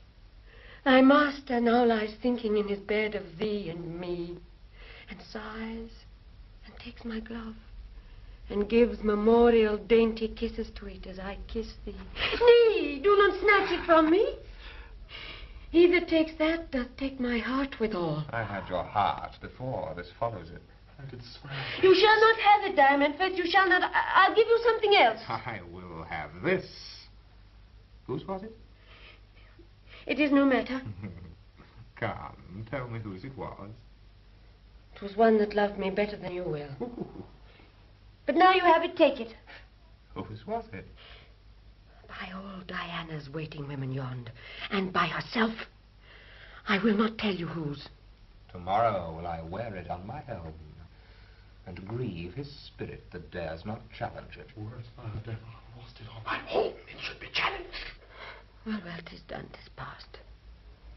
And yet 'tis not. I will not keep my word. Why, then farewell. Thou never shalt mock Diomed again. You shall not go. One cannot speak a word, but it straight starts you. I do not like this fooling. Nor I, by Pluto. But that likes not you pleases me best. What? Shall I come the hour? I come.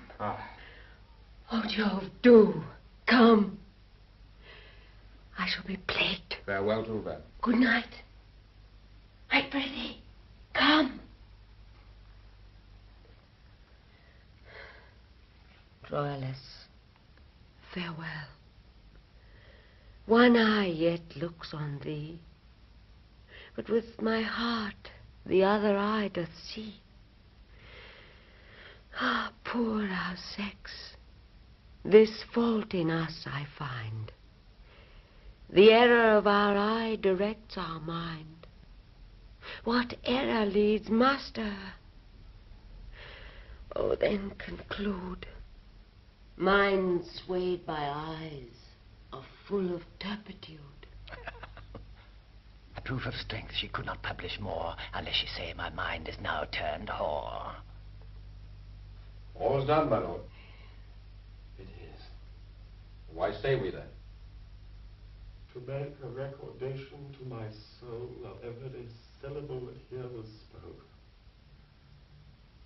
But if I tell how these two did coact, shall I not lie in publishing the truth?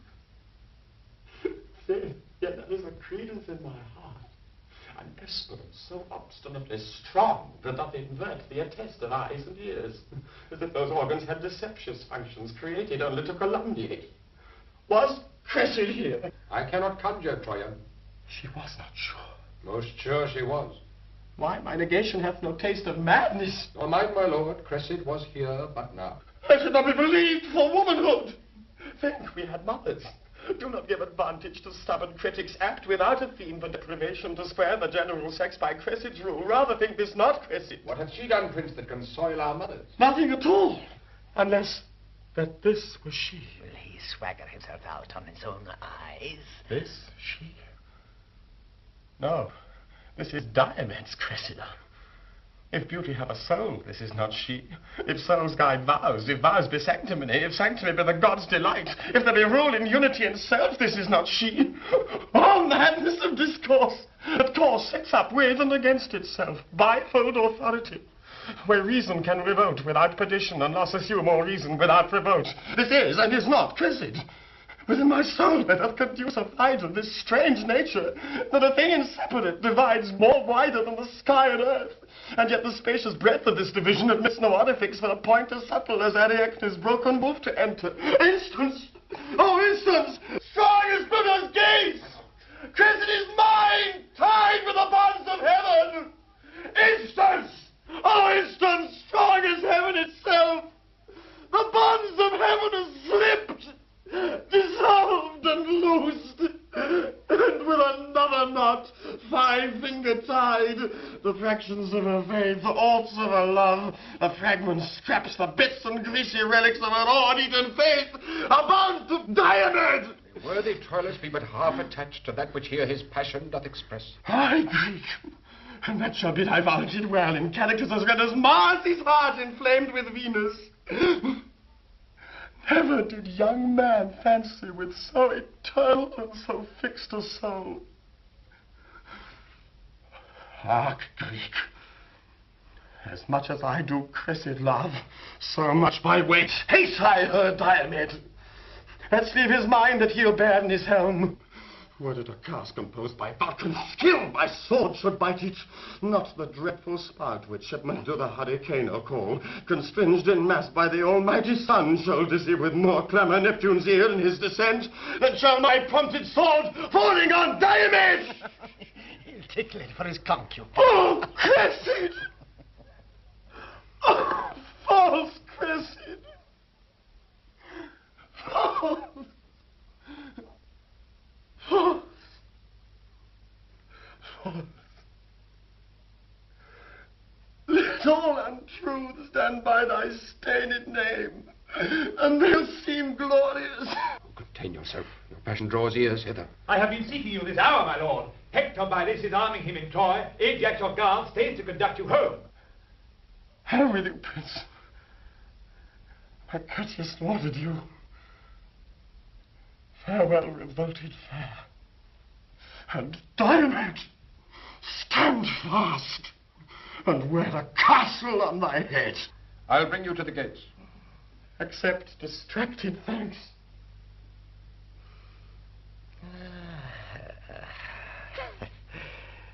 Would I could meet that rogue Diomed. I would croak like a raven. I would boat. Patroclus will give me anything for the intelligence of this whore. The parrot will not do more for an almond than he for a commodious drab. Lechery, lechery. Still wars and lechery. Nothing else holds fashion. A burning devil take them.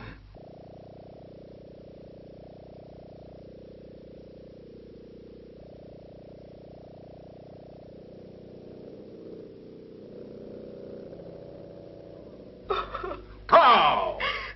When was my lord so much ungently tempered to stop his ears against admonishment?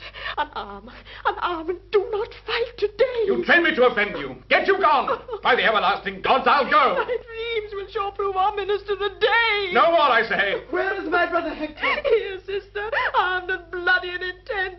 Consort with me in loud and dear petition. Pursue we him on knees.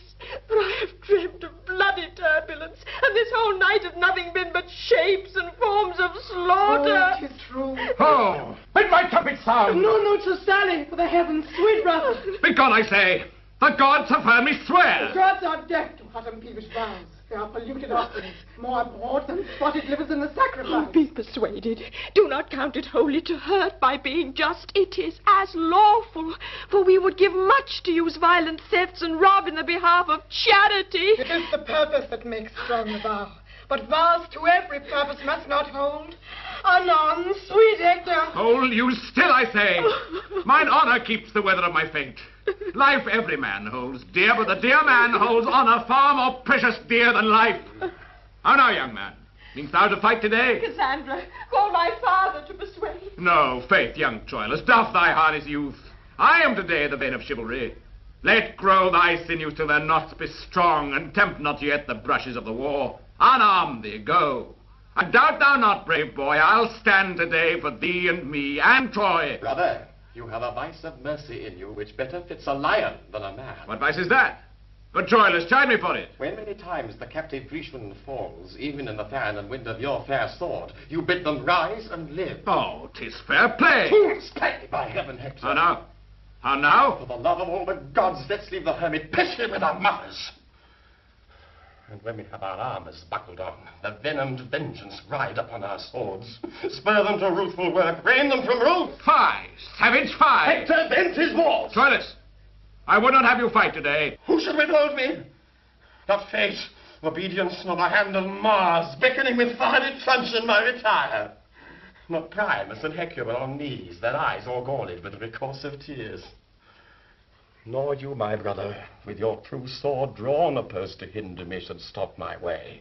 But by my ruin... Lay hold upon him, Priam. Hold him fast, he is thy crutch. Now if thou lose thy stay, thou on him leaning, and all Troy on thee fall altogether. Come, Hector, come, go back. Thy wife hath dreamt, thy mother hath had visions, Cassandra doth foresee, and I myself am like a prophet, suddenly enwrapped to tell thee that this day is ominous. Therefore come back. Aeneas is afield, and I do stand engaged to many Greeks, even in the face of valor, to appear this morning to them. Aye, but thou shalt not go. I must not break my faith. You know me dutiful, therefore, dear sir, let me not shame respect, but give me leave to take that course by your consent and voice, which you do here forbid me, royal Priam. Priam, yield not to him. Do not, dear father. Andromache, I am offended with you. Upon the love you bear me, get you in. This foolish, dreaming, superstitious girl makes all these boldments. Oh, farewell, dear Hector. Look how thou diest. Look how thy eye turns pale.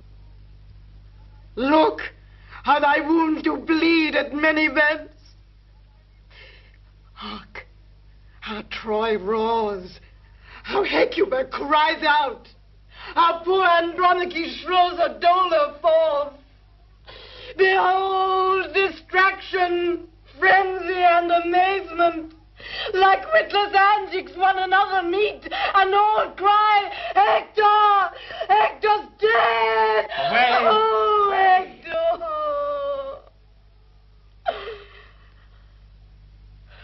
Farewell. Yes. Soft. Hector, I take my leave. Thou dost thyself and all our Troy deceive. You are amazed, my liege, at her exclaim. Go in and cheer the town. we'll forth and fight, do deeds of praise, and tell you them at night. Farewell. The gods with safety stand about thee. They are at it. Hark! Proud Diomedes, believe I come to lose my arm or win my sleeve. Do you hear, my lord? Do you hear? What now? Here's a letter come from yond poor girl. Let me read. A horse and tisic, a horse and rascally tisic so troubles me, and the foolish fortune of this girl. What one thing, what another, that I shall leave you one of these days. And I have a rheum in mine eyes too, and such an ache in my bones, that unless a man were cursed, I cannot tell what to think of. What says she there? Words, words, mere words, no matter from the heart.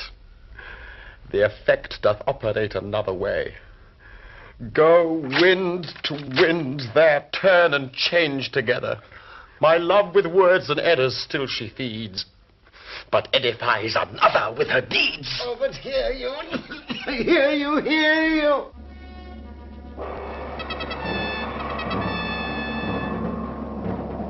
Now they're clapper-clawing one another.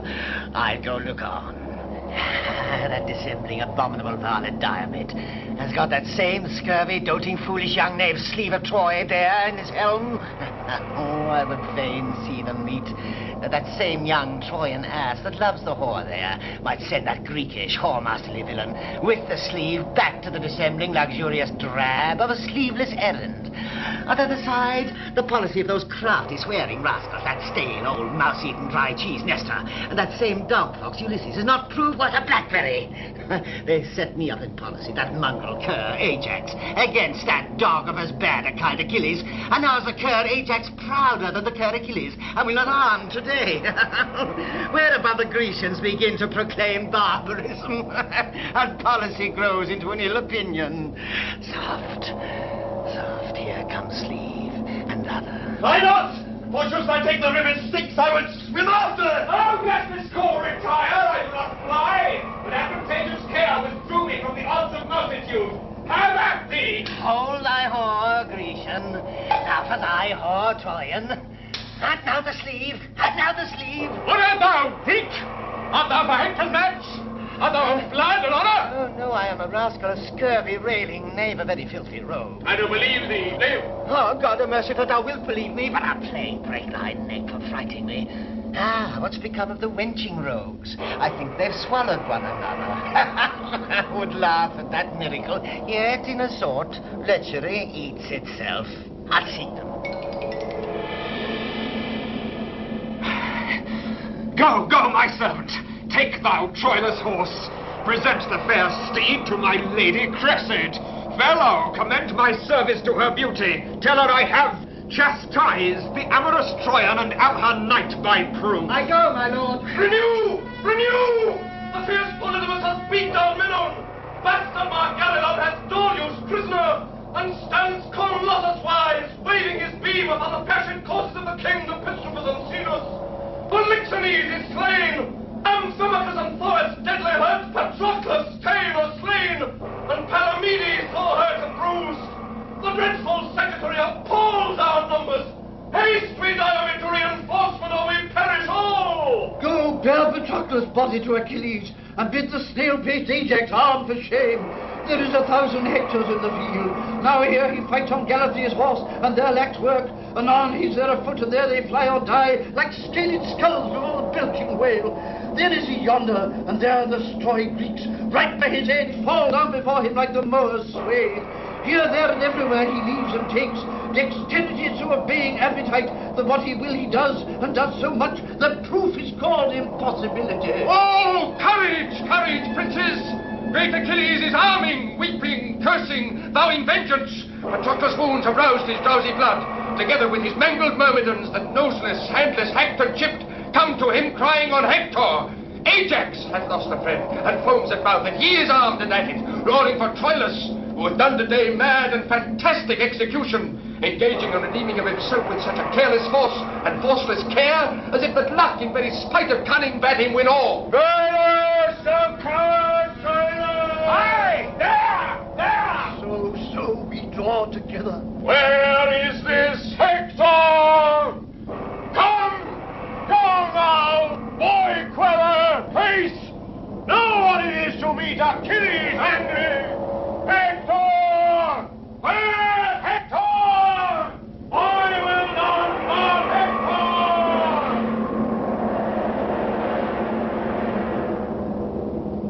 Troilus, thou coward, Troilus! Troilus, I say! So thy head! Where's Troilus? What wouldst thou? I would correct him. Were I the general, thou shouldst have my office. Hear that correction? Troilus, I say, what Troilus? All traitor, Diane! Turn thy false face, thou traitor, and pay thy life the horse fee for my hall. Ah! Art thou there? I'll fight with him alone. Stand down. He's my prize. I will not look upon. Have those you carry peaks? Haven't you both? Yea, Troilus! Oh, well fought, my youngest brother. Have at thee, Hector! Pause if thou wilt. I do disturb thy courtesy, proud Troyan. Be happy that my arms are out of use. My wrist and negligence befriend thee now. But thou anon shalt hear of me again. Till when go seek thy fortune. Fare thee well. I would have been much more a fresher man had I expected thee. How now, my brother? Ajax hath taken us. Shall it be? No, by the flame of yonder glorious heaven, he shall not carry him. I'll be tamed to or bring him off. Fate, hear me what I say. I wreck thus, though I end my life today. Stand, thou Greek. Now the goodly mark. No, will thou not? I like thy armor well. I'll press it and unlock the rivets all, and I'll be master of it. Will thou not beast abide? Hie then, fly on! I will hunt thee for thy hide! Come here without me, you my myrmidons. Mark what I say. Attend me, men. Strike not the stroke, but keep yourselves in breath. And when I have the bloody Hector found, impale him with your weapon round about. In fairest manner execute your arms. Follow me, sirs, and my proceedings I. It is decreed, Hector the Great must die! Cackle to the cattle maker. I like it. Now, bull. Now, dog. Blue. Now, my double hen sparrow. Blue, Paris. Blue. Now, the bull has the game. Ooh, where on to? Turn, slave, and fight! What art thou? A bastard son of Priam's! I am a bastard too. I love bastards. I'm a bastard begot, bastard instructed, bastard in mind, bastard in valor, in everything illegitimate. One bear I will not bite another, and wherefore should one bastard? Take heed! The quarrel's most ominous to us. If the son of a whore fight for a whore, he tempts judgment. Farewell, bastard! The devil take thee, coward!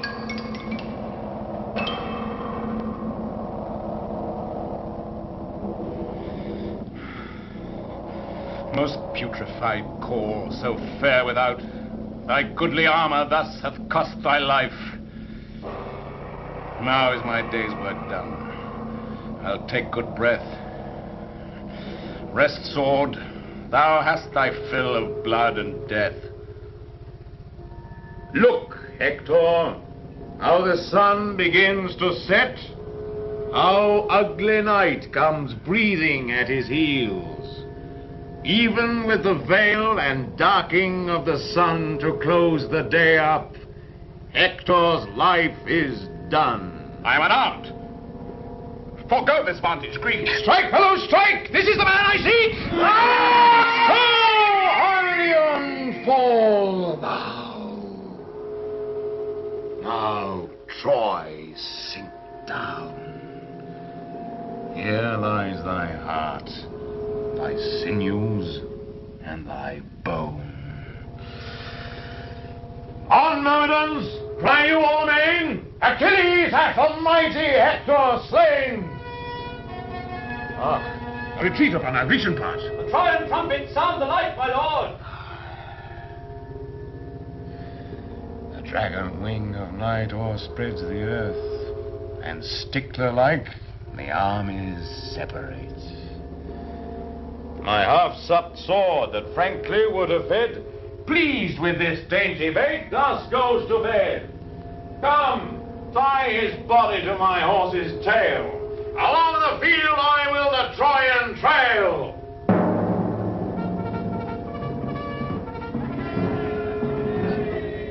Ha! Ha! What shot is that? Peace, nuns. The Bruid is Hector slain, and by Achilles! If it be so, yet bragless let it be. Great Hector was a man as good as he. March patiently along. Let one be sent to pray Achilles see us at our tent. If in his death the gods have us befriended, great joy is ours, and our sharp wars are ended.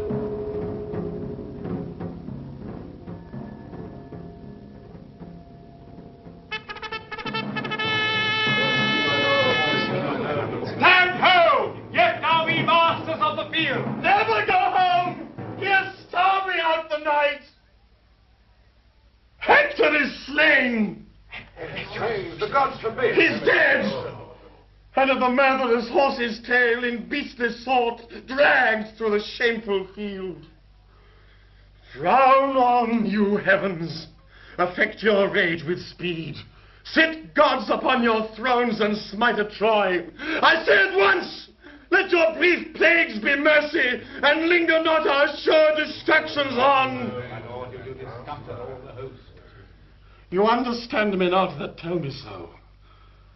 I do not speak of flight, of fear, of death, but dare all imminence that gods and men address their dangers in.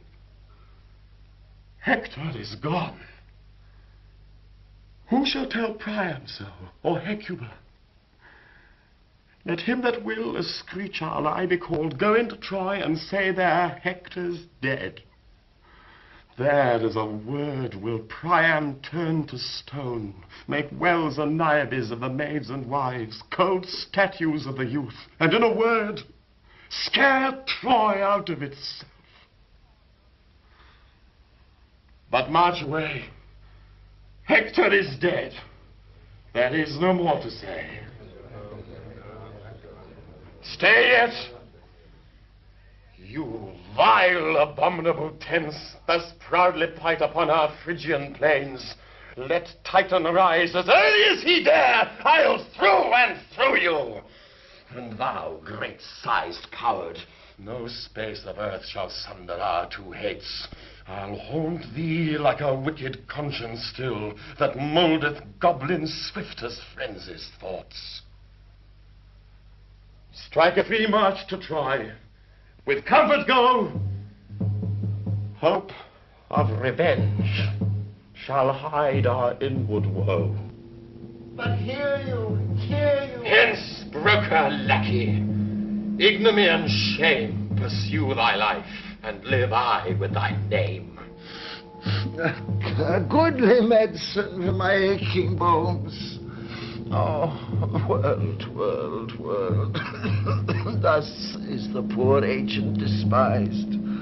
Oh, traders and bawds, how earnestly are you set at work, and how ill requited. Why should our endeavour be so desired, and the performance so loathed? What verse for it? What instance for it? Let me see.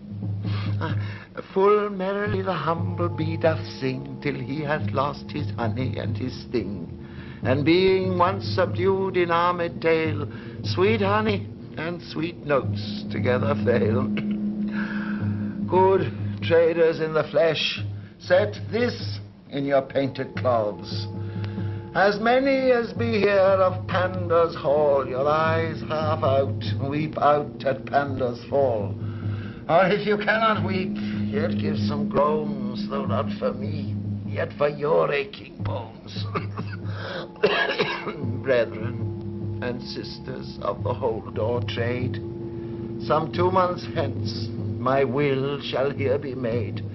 It should be now, but that my fear is this, some galled goose of Winchester would hiss.